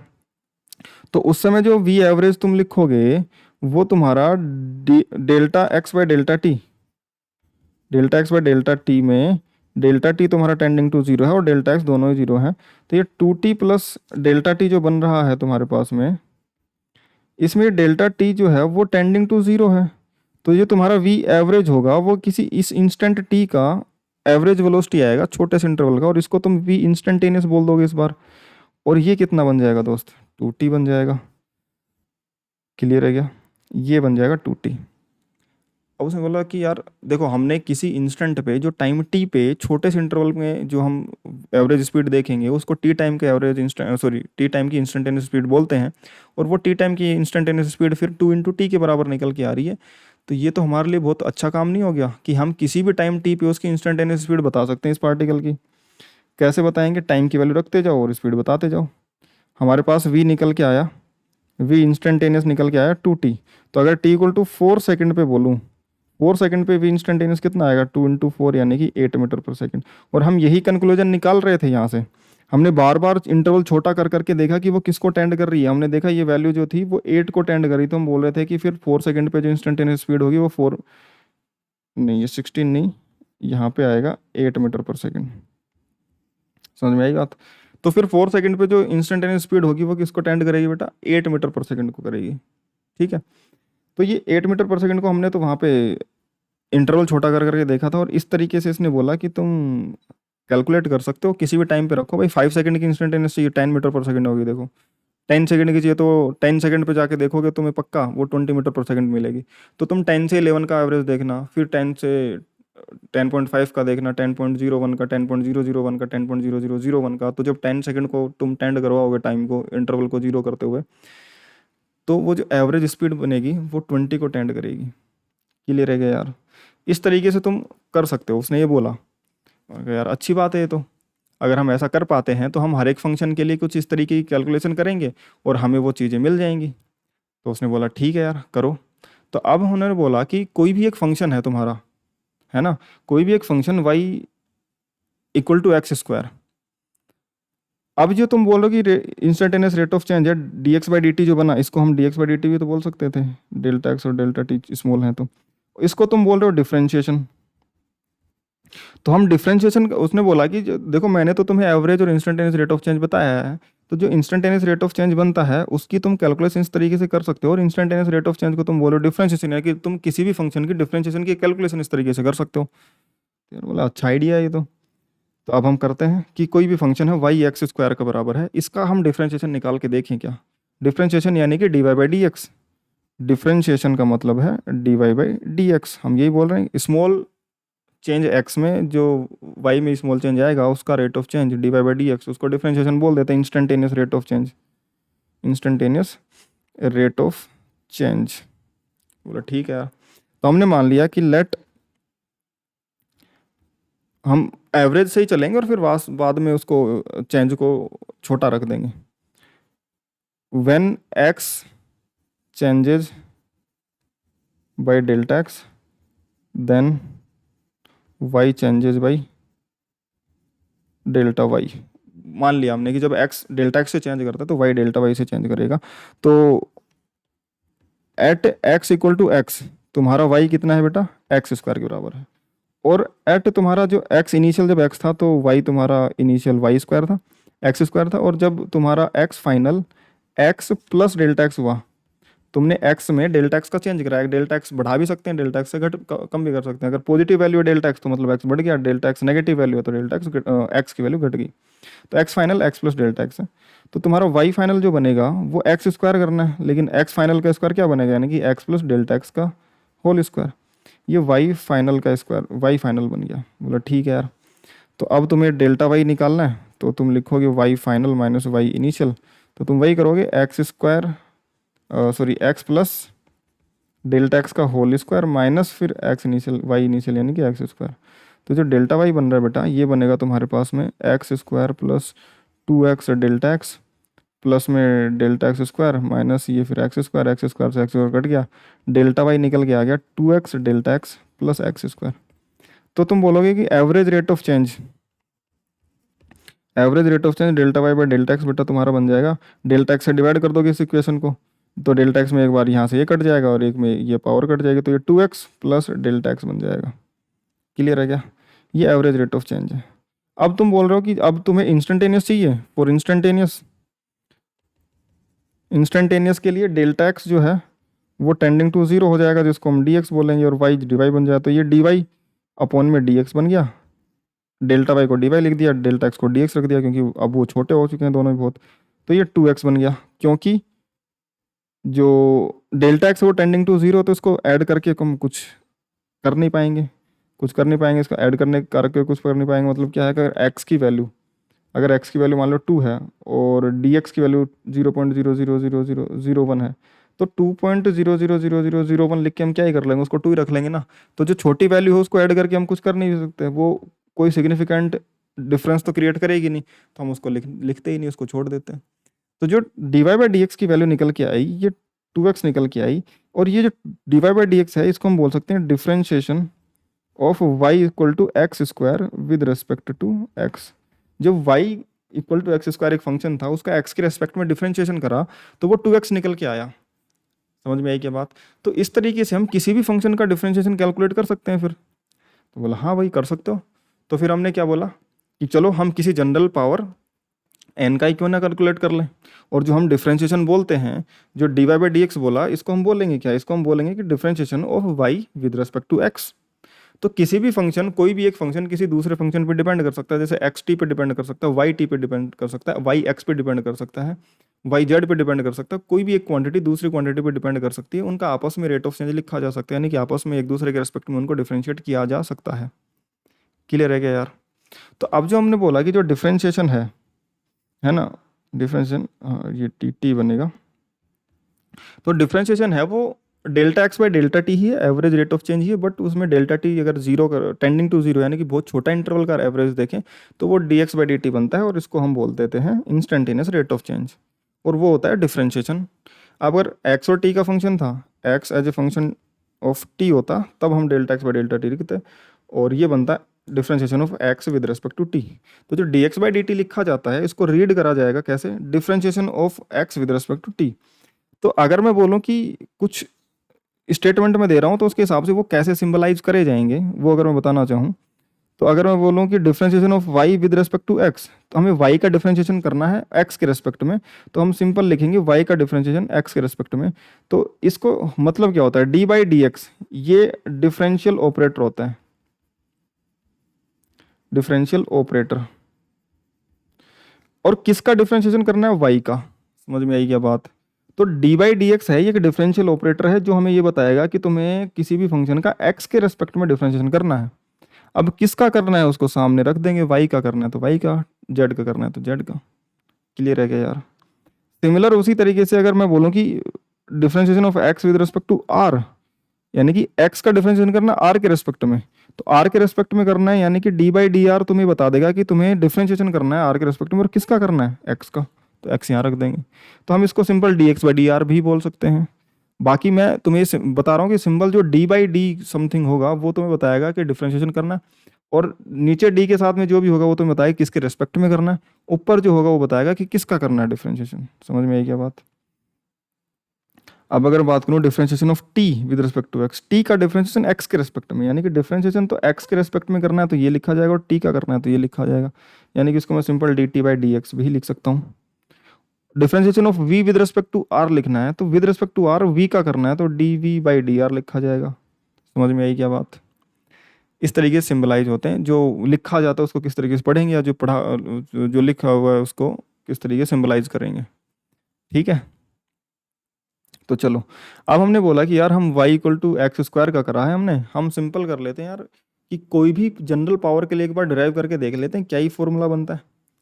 तो हमने बोला कि y equal to x power n एक फंक्शन ले लेते हैं, इस y equal to x power n का डिफरेंशिएशन का फॉर्मूला डिराइव करके देखते हैं क्या बनता है, फिर हम तो जनरलाइज कर लेंगे उस फॉर्मूले को, किसी भी एन की वैल्यू रखो और फंक्शन निकालो कि क्या डिफरेंशिएशन होगा। तो बोले यार अच्छी बात हो जाएगी, तो करके देखते हैं। तो हमने बोला कि लेट x इनिशियल तुम्हारा कोई x है ना, तो उस समय तुम्हारा y इनिशियल जो बनेगा वो x की पावर n बन जाएगा, और अगर तुमने x में डेल्टा एक्स चेंज कर दिया तो फाइनल एक्स कितना हो जाएगा, एक्स प्लस डेल्टा एक्स। तो वाई में जो चेंज होगा, वाई फाइनल जो तुम्हारा बनेगा वो क्या बन जाएगा बेटा, वाई प्लस सॉरी वाई में जो चेंज आया, डेल्टा वाई का चेंज आया, तो वाई फाइनल तुम्हारा एक्स प्लस डेल्टा एक्स इसकी पावर एन बन जाएगा। और जो डेल्टा एक्स है वो तो तुम्हारा x final minus x initial है, और जो y final minus y initial है वो डेल्टा वाई है। तो तुम वाई फाइनल है उसको तुम y initial plus delta y भी लिख सकते हो, या फिर मैं बोलूँ y प्लस डेल्टा y लिख सकते हो ना। तो ये y इनिशियल y के बराबर है, तो जैसे x फाइनल को तुम x प्लस डेल्टा x लिख रहे हो, वैसे y फाइनल को तुम y प्लस डेल्टा y भी लिख सकते हो। मतलब ठीक है। अब उन्होंने बोला कि जो delta y by delta x तुम कैलकुलेट करोगे दोस्त, तो उसमें y final minus y initial upon में x final minus x initial, तो y फाइनल जो तुम लिखोगे, y फाइनल तुम लिखोगे x प्लस डेल्टा x की power n minus x initial तो है x की power n divide by delta x क्या लिखोगे, डेल्टा x तो डेल्टा x लिखोगे, इसकी तो वैल्यू हमें कैलकुलेट करनी है। तो बोला कि यार अब हमारे पास में समस्या ये है कि हम ये जो फंक्शन बनाए x प्लस डेल्टा x की पावर n, इसको कैसे लिखें, एक्सपेंड कैसे करें, फॉर्मूला बनाना है तो ऐसा बड़ा फॉर्मूला रख के क्या ही फ़ायदा, फिर तो हम ऐसे ही रख लेते है ना, इसमें तो हमें कुछ मिला ही नहीं डिफ्रेंशिएशन जैसा। तो उन्होंने बोला कि देखो जो बाइनोमियल अप्रोक्सीमेशन हमने तुम्हें पढ़ाया था, बाइनोमियल थ्योरम, अगर तुमने नहीं पढ़ी है तो डिस्क्रिप्शन में तुम्हें वो लिंक मिल जाएगी, पिछला ही लेक्चर है, लेक्चर नंबर 6, जिसमें तुम्हें लॉगरिदम और बाइनोमियल अप्रोक्सीमेशन और बाइनोमियल थ्योरम और बाइनोमियल अप्रोक्सीमेशन के बारे में सिखाया गया था, तो वो लेक्चर देख सकते हो। और बाइनोमियल एक्सप्रेशन जो होता है, बाइनोमियल एक्सप्रेशन बोले या फिर थ्योरम बोले, वो ये बोलती है कि जो a प्लस बी की पावर n है उसका जब एक्सपेंशन लिखते हैं तो वो लिखता है a की power n plus n upon में 1, a की पावर एक से कम हो जाती है और b की पावर एक से बढ़ती है, प्लस n इंटू फिर n माइनस 1 आगे आ जाता है और नीचे ये n माइनस 2 बन जाता है, और b की पावर 1 से बढ़ के 2 बन जाती है, और b की पावर में 2 बढ़ा तो 2 नीचे आ जाता है, और ये सीक्वेंस इस तरीके से चलता रहता है जब तक कि वो b की पावर n नहीं बन जाता। बोला ठीक है यार, ये बाइनोमियल थ्योरम है, इससे हमें किसी भी फंक्शन को एक्सपेंड कर सकते हैं a प्लस बी की पावर n को। तो यहाँ पे x को तो मैं बोल दूँ a और डेल्टा x को बोल दूँ b, तो क्या ही फर्क पड़ जाएगा, वो a प्लस बी की पावर n ही है, तो x प्लस डेल्टा x की पावर n है, इसको एक्सपेंड करेंगे हम। तो ध्यान से देखना, जो तुम्हारा delta Y by delta x बनेगा वो क्या बनेगा। तो पहले इसको एक्सपेंड करेंगे, इसको लिखते हैं। ये क्या बनेगा, ये बनेगा पहले तो ए की पावर एन, पहले वाले टर्म की पावर एन पूरी की पूरी, फिर प्लस में एन अपॉन में वन, इसकी पावर तो एक कम हो जाएगी और जो डेल्टा एक्स है उसकी पावर एक बढ़ जाएगी। पहले यहाँ पे जीरो थी उसकी पावर, अब वो वन हो गई है। प्लस में लिखेंगे n into n minus one divide by two into one, नीचे एक एक बढ़ता रहता है, ऊपर एक एक कम होता रहता है। एन से एन माइनस वन हुआ, नीचे एक से दो बढ़ गया, और मल्टीप्लाई होते रहते हैं। अब ये बनेगा एक्स की पावर एन माइनस टू और डेल्टा एक्स की पावर टू, प्लस अगली जो टर्म लिखेंगे वो n n minus one n minus two upon में नीचे लिखेंगे three into two into one और एक्स की पावर एन माइनस थ्री और डेल्टा एक्स की पावर थ्री। और ये इस तरीके से चलता जाएगा जब तक कि वो डेल्टा एक्स की पावर एन नहीं बन जाता। समझ में आई क्या बात। और फिर उसमें से माइनस करना है हमें एक्स की पावर एन, ये वाली वैल्यू हमें माइनस भी करनी है, और फिर उसके पूरे के डिनोमिनेटर में हमें रखना है बेटा डेल्टा एक्स। बोला अच्छी बात है यार, कैलकुलेशन थोड़ी सी बड़ी सी होती जा रही, लेकिन हाँ हमें कुछ समझ में आएगा जब हम इसको करेंगे। देखो एक्स की पावर एन से बेटा एक्स पावर एन कट गया क्योंकि पूरा न्यूमिनेटर ही है ये। उसके अलावा जो बच गया वो ये बच गया एन एक्स की power n minus one into delta x plus n n minus one upon में टू इंटू वन एक्स की पावर एन माइनस टू और डेल्टा एक्स की पावर टू, और ये आगे चलता जा रहा है और डिनोमिनेटर में बच गया डेल्टा एक्स। ठीक है, और ये कहाँ तक चलता जा रहा है, डेल्टा एक्स की पावर एन तक चलता जा रहा है। अब मैं अगर लिखूंगा कि delta Y by delta x कितना बन रहा है, तो डेल्टा एक्स को अलग अलग टर्म में सब जगह डिवाइड कर दो, तो पहली टर्म में तो डेल्टा एक्स डिवाइड होकर के कट जाएगा, तो एन इंटू एक्स की power n minus one, plus में बाकी जगह पे ये क्या बन जाएगा n n minus one upon में टू इंटू वन, और ये बन जाएगा एक्स की पावर एन माइनस टू और ये डेल्टा एक्स, प्लस में ऐसे चलता जाएगा और ये डेल्टा एक्स की पावर एन माइनस वन तक ये चलेगा। अब इस चीज़ को तुम ध्यान से देखना, इस चीज़ में अगर मैं बोलूँ कि if delta x tending to zero है, तो जो delta Y by delta x है इसको मैं d Y by D x लिखूंगा। और अगर किसी टेंडिंग टू जीरो नंबर को मैं अगर मल्टीप्लाई करता हूँ किसी नंबर से, यानी कि ये एक बहुत छोटा नंबर है, ये मान लो 10 है और ये है 0.0000001, तो जब ये मल्टीप्लाई होगा तो इसको नियरली जीरो ही तो बना लेगा ना यार। ये चाहे 100 भी हुआ तो भी उसके कंपैरिजन में बहुत स्मॉल है, ये जितना भी होगा उसके कंपैरिजन में ये बहुत स्मॉल है।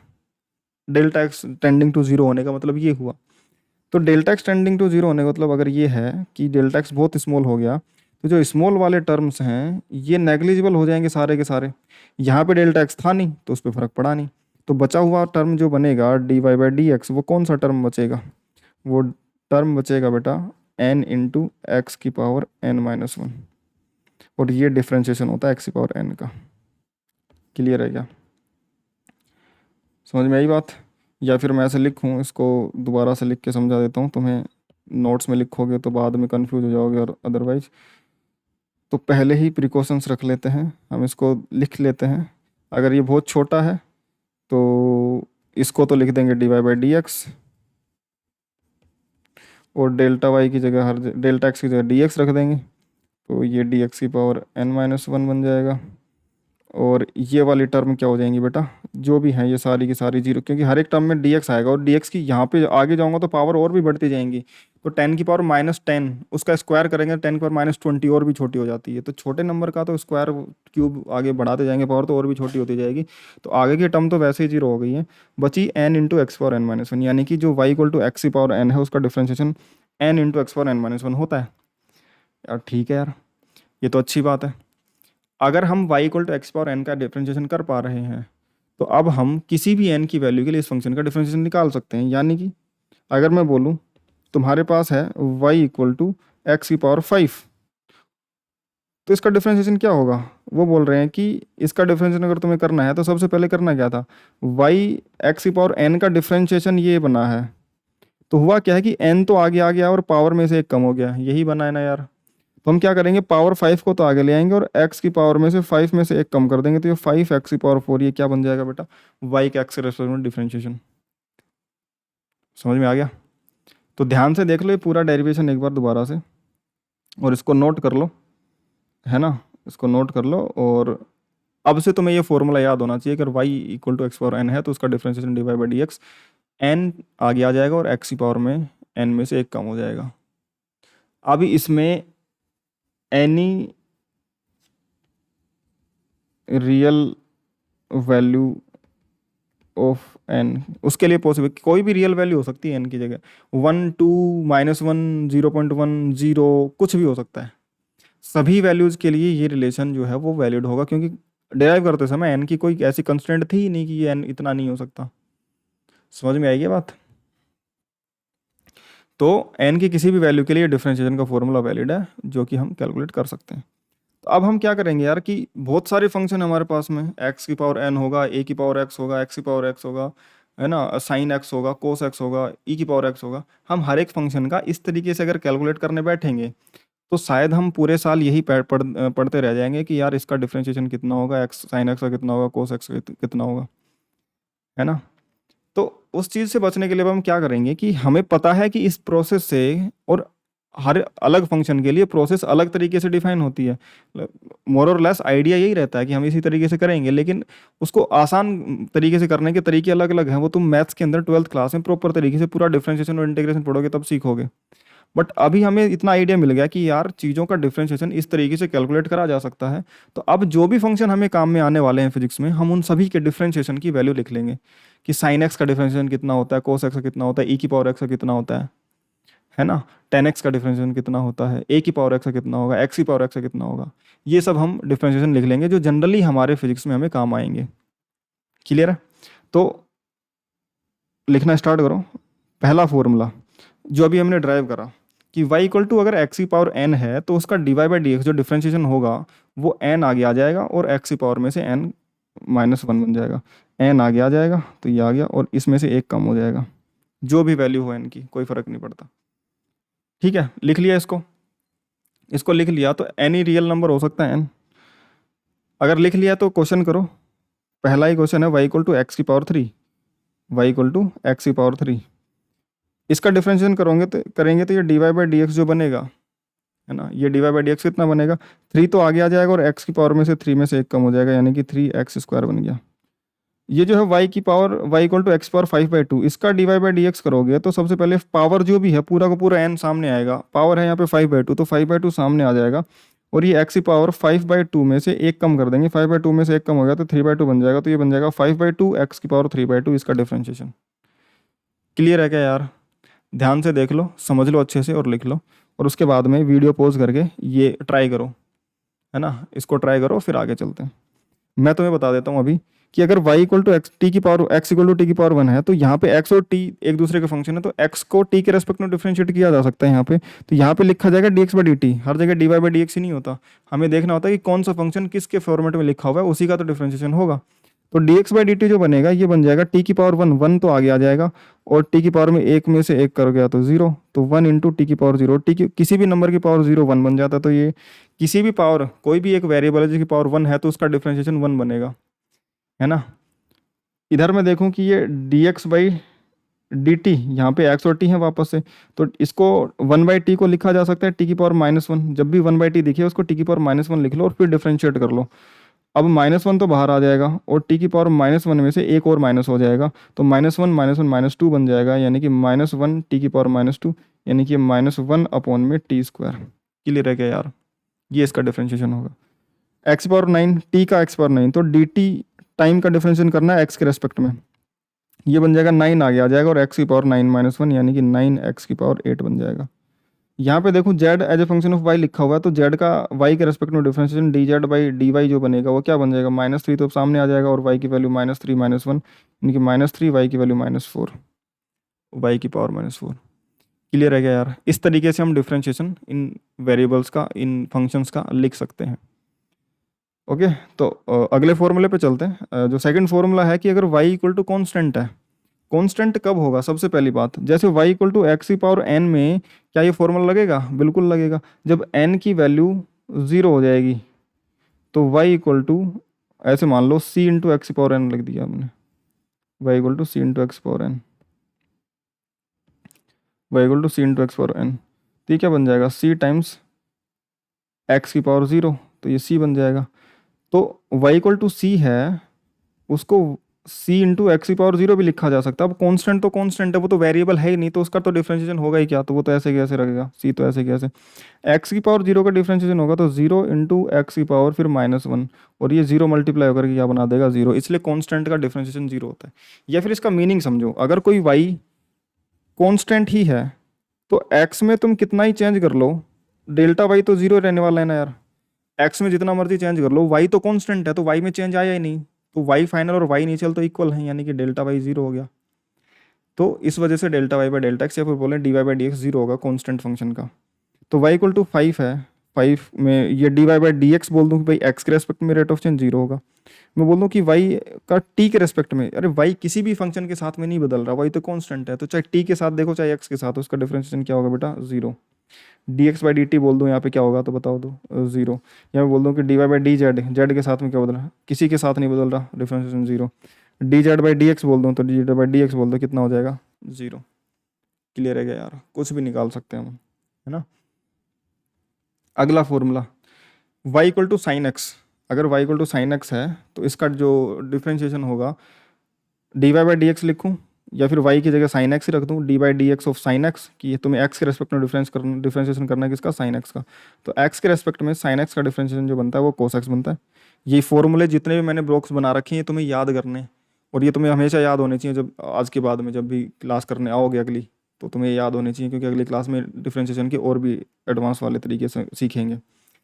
y equal to cos x है, तो d Y by D x, cos x का डिफरेंशिएशन माइनस साइन एक्स होता है, टेन एक्स का डिफरेंशिएशन होता है सेक स्क्वायर एक्स, और सेक एक्स का डिफरेंशिएशन बनता है सेक एक्स टेन एक्स। इन दोनों को एक साथ याद रखना कि टेन एक्स का डिफरेंशिएशन सेक स्क्वायर एक्स होता है और सेक एक्स का डिफरेंशिएशन होता है सेक एक्स टेन एक्स। फिर उसके बाद में कोट और कोसेक एक्स को एक साथ याद रखना कि कोट एक्स का डिफरेंशिएशन होता है माइनस कोसेक स्क्वायर एक्स, और कोसेक एक्स का डिफरेंशिएशन होता है minus cot x, cot x cosec x. Clear है क्या यार।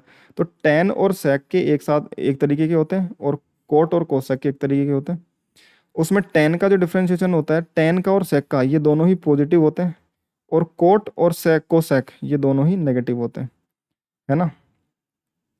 तो ये दोनों टेन और सेक एक दूसरे से रिलेटेड होते हैं, कोट और कोसेक एक दूसरे से रिलेटेड होते हैं। ये फॉर्मूले तुम्हें याद रखना है। E to the power x, e to the power x का differentiation e to the power x ही होता है। क्लियर है। E to the power x का डिफरेंशिएशन जो होता है e to the power x होता है। A to the power x का differentiation a to the power x l n a होता है। क्लियर है क्या। कैसे, इसको कैसे लिखेंगे, इसको कैसे लिखेंगे भाई, अगर a to the power x है तो a to the power x l n a बना क्यों, समझ में आ रही बात, हम कैसे लिखेंगे ये। तो सबसे पहले अगर मैं बात करूं कि ये फॉर्मूले याद कर लेना, कल की क्लास में हम क्या करेंगे, ये फॉर्मूले जैसे ई की पावर एक्स, ए की पावर एक्स, एक्स की पावर एक्स, ये बेसिक से फॉर्मूले, इनको फिर से चेक करेंगे कि इनको किस तरीके से कैलकुलेट करा जा सकता है ना। बाकी तुम्हें ये याद होनी चाहिए वैल्यूज़। क्लियर है। तो ए की पावर एक्स का डिफरेंशिएशन ए की power x l n a, और ए यहाँ पे कोई रियल नंबर है, ए यहाँ पे रियल नंबर है, रियल नंबर और पॉजिटिव नंबर। समझ में आ गई बात, क्योंकि लॉग के अंदर जो वैल्यूज होती हैं वो नेगेटिव नहीं हो सकती हैं, है ना। जीरो नेगेटिव और जीरो हम लॉग की वैल्यू नहीं लेते हैं, तो पॉजिटिव रियल नंबर जीरो भी नहीं होगा ए, और उसके अलावा पॉजिटिव नंबर जो भी होगा उसके बाद में फॉर्मूला वैलिड होगा ए की पावर एक्स का, ए की power x l n a log base e x का डिफरेंशिएशन, या फिर मैं बोलूँ एल एन एक्स का differentiation, d by D x of l n x भी बोला जा सकता है। जब बेस ई होता है तो उसका डिफरेंशिएशन जो बनता है बेटा वो बनता है वन बाई एक्स, लेकिन अगर बेस ए होता है तो उसका differentiation one by x division में एल एन ए। एक्सपोनेंट का अपोजिट होता है लॉग, यही बताया था मैंने जब मैंने लॉगरिथम पढ़ाया था, कि जैसे एक्सपोनेंट में तो पावर दे रखी होती है तो वैल्यू निकाल दे, कितनी पावर करने पर वैल्यू कितनी आएगी। जो लॉगरिथम उसका रिवर्स होता है कि कितनी पावर करें कि वैल्यू इतनी आ जाए, तो पावर निकालनी होती है, तो रिवर्स प्रोसेस है। तो जैसे मैं बोल सकता हूँ कि ए की पावर एक्स में जब करा था तो एल एन ए मल्टीप्लाई हुआ था, तो उसका रिवर्स प्रोसेस में लॉग जब होगा उसका डिफरेंशिएशन हो रहा होगा, बेस ए होगा तो फिर वो डिवाइड एल एन ए होगा। क्लियर रह गया यार। एल एन ए मतलब कि लॉग बेस ई और ये अंदर ए, ये मतलब है इसका, है ना। तो लॉग बेस ए का जो डिफरेंशिएशन होगा one by x l n a ये बनेगा। क्लियर है। तो ये तुम्हें याद रखना है। अब उसके बाद में अगर हमारे पास में हमें ये फंक्शंस हैं, इनके डिफरेंशिएशन हमें याद होंगे, और उसके बाद में हम अलग अलग फंक्शंस के डिफरेंशिएशन करना सीखेंगे। उसमें सबसे पहले अगर मैं बोलूँ कि कोई एक फंक्शन है जिसमें एक से ज़्यादा फंक्शन ऐड हो रहे हो, जैसे एक्स स्क्वायर एक फंक्शन है वो है, उसमें से 2x माइनस कर दिया, उसमें e की पावर x ऐड कर दिया, तो कुछ फंक्शंस जब ऐड और सब्ट्रैक्ट हो रहे होंगे, फंक्शन एफ ऑफ एक्स लिखने का मतलब कि एक फंक्शन बनेगा एफ ऑफ एक्स का, ये एक्स स्क्वायर भी हो सकता है, ये पूरे को फंक्शन बोल सकते हैं, कितना भी हो सकता है फंक्शन। तो अगर मैं बोलूँ for f of y equal to कोई एक फंक्शन है, वो y इक्वल टू कुछ एक x का फंक्शन है, पहला है f1x बोल दूँ, ठीक है, प्लस में फिर बोल दूँ f2x है, माइनस में f3x है, यानी कि तीन अलग अलग फंक्शन है। जैसे यही बन गया, ये f1x बोल दिया इसको, इसको f2x बोल दिया, ये f3x बन गया। तो x के अलग अलग फंक्शन है, इसको अगर मैं dy बाई डी एक्स निकालना है, इसमें मुझे अगर dy बाई डी एक्स निकालना है तो मैं क्या करूँगा, dy by D x of f1x अलग से होगा, D by D x of f2x अलग से होगा, minus D by D x of f3x अलग से होगा। तो जब एडिशन सब्ट्रैक्शन होता है ना, तो हम तीनों फंक्शन या चारों फंक्शन या पांचों फंक्शन जितने भी ऐड या सब्ट्रैक्ट हो रहे हैं सभी की अलग अलग करके ऐड और सब्ट्रैक्ट कर देंगे वैसे की वैसे ही। समझ में आई क्या बात? तो जो D Y by D x बनेगा, इसको शॉर्ट फॉर्म में हम f1 डैश एक्स बोल देते हैं, f2 डैश एक्स बोल देते हैं, माइनस f3 डैश एक्स बोल देते हैं। क्लियर है क्या? ये तुम्हें याद रखना है। अगर फंक्शंस ऐड या सब्ट्रैक्ट हो रहे हैं तो सीधा एडिशन और सब्ट्रैक्शन में ही उनका डिफरेंशिएशन हो जाएगा, तुम्हें अलग से कुछ वैल्यूज या फिर अलग से कोई फॉर्मूला याद करने की जरूरत नहीं है। जितने फंक्शन उनको अलग अलग डिफरेंशिएट करके सिर्फ ऐड और सब्ट्रैक्ट जैसे हो रहे हैं वैसे वैसे लिख दो। क्लियर है क्या यार? अब मैंने एफ डैश लिखा है, इस डैश का मतलब क्या होता है, जो मैं y लिखता हूँ d Y by D x, तो इसको मैं y डैश भी लिख सकता हूँ। सिंबल होता है डिफरेंशिएशन का कि y का डिफरेंशिएशन करना है तो एक डैश लगा दिया उस पर, उसका मतलब उसका डिफरेंशिएशन। जैसे D by D x of F of x लिखा ना, तो इसको एफ डैश एक्स भी लिख सकते हैं, सिंपल जल्दी लिखने के लिए ना, सिंबलाइज कर लेते हैं कि डैश लग गया मतलब डिफरेंशिएशन कर दिया तुमने उसका। क्लियर है क्या यार? है ना? जैसे मैं बोल देता कोई भी फंक्शन है y equal to y one plus y two है ना, तो इसका डिफरेंशिएशन करता d Y by D x, तो मैं करता d y one by D x plus d y two by D x, मैं ऐड करके सीधा सीधा डिफरेंशिएट कर देता, उसको कोई फ़र्क नहीं पड़ता। तो जब एडिशन सब्ट्रैक्शन होते हैं तो सभी को अलग अलग डिफरेंशिएट कर सकते हैं, है ना? अगर ऐसा है तो फिर जो क्वेश्चन गिवन है इसमें से मैं एक करके बताता हूँ, बाकी की तुम्हें करना है, वीडियो पॉज करके करना। पहला मैं बताता हूँ, इसको समझना ध्यान से। y as a function of x given है, इसका d Y by D x निकालना है हमें। y का डिफरेंशिएशन एज ए फंक्शन, अगर मैं x को बदलूंगा तो y के हिसाब से बदलेगा उसका rate of change, d Y by D x instantaneous rate of change, या फिर बोलो डिफरेंशिएशन। साइन एक्स का डिफरेंशिएशन क्या बनता है, अभी ऊपर फॉर्मूला पढ़ा था हमने, cos x plus log base e का जो डिफरेंशिएशन होता है वो बनता है 1/x, उसका अलग से लिख दिया, प्लस में एक्स क्यूब। अब एक्स की पावर n का डिफरेंशिएशन क्या होता है, n x पर n माइनस वन, n की पावर 3 सेम आगे आ जाएगा, और x की पावर 3 में से एक कम होकर 2 बच जाएगा, ये बन जाएगा, प्लस 2 तो कांस्टेंट है, इसका डिफरेंशिएशन 0, ये आ गया d Y by D x. Clear है क्या? तो अलग अलग कर लेंगे सभी का जो भी एडिशन सब्ट्रैक्शन में है। इसका वीडियो को पॉज करके और जो भी ये क्वेश्चंस हैं मैं एक बार दिखा देता हूँ, इन क्वेश्चंस को लिखो और इनके डिफरेंशिएशन खुद से एक बार ट्राई करो, और फिर बाकी वापस आना इसको मैच करने के लिए। तो मैं तुम्हें एक बार क्वेश्चंस दिखा देता हूँ, ये क्वेश्चंस लिख लो अपनी नोटबुक में, और फिर इनके डिफरेंशिएशन खुद से लिख के आओ और फिर मैच करो जो मैं करवा रहा हूँ उससे। क्लियर है? तो d Y by D x जो बन जाएगा, ये बन जाएगा सेक एक्स का डिफरेंशिएशन क्या बताया था, टेन एक्स का डिफरेंशिएशन होता है सेक स्क्वायर एक्स, और सेक एक्स का differentiation sec x tan x, और सेक और टेन के पॉजिटिव ही रहते हैं। प्लस में ये ए की पावर एक्स बन गया ना, ए टू है बन गया, तो ए की पावर एक्स का क्या बन जाता है, ए की पावर एक्स ऐसे की ऐसे, और एल एन ए यानी कि 2। क्लियर है? प्लस में अब सी इंटू एक्स की पावर एन में ये 5 तो कॉन्स्टेंट ही है, तो ये तो ऐसे की ऐसे ही रहेगा।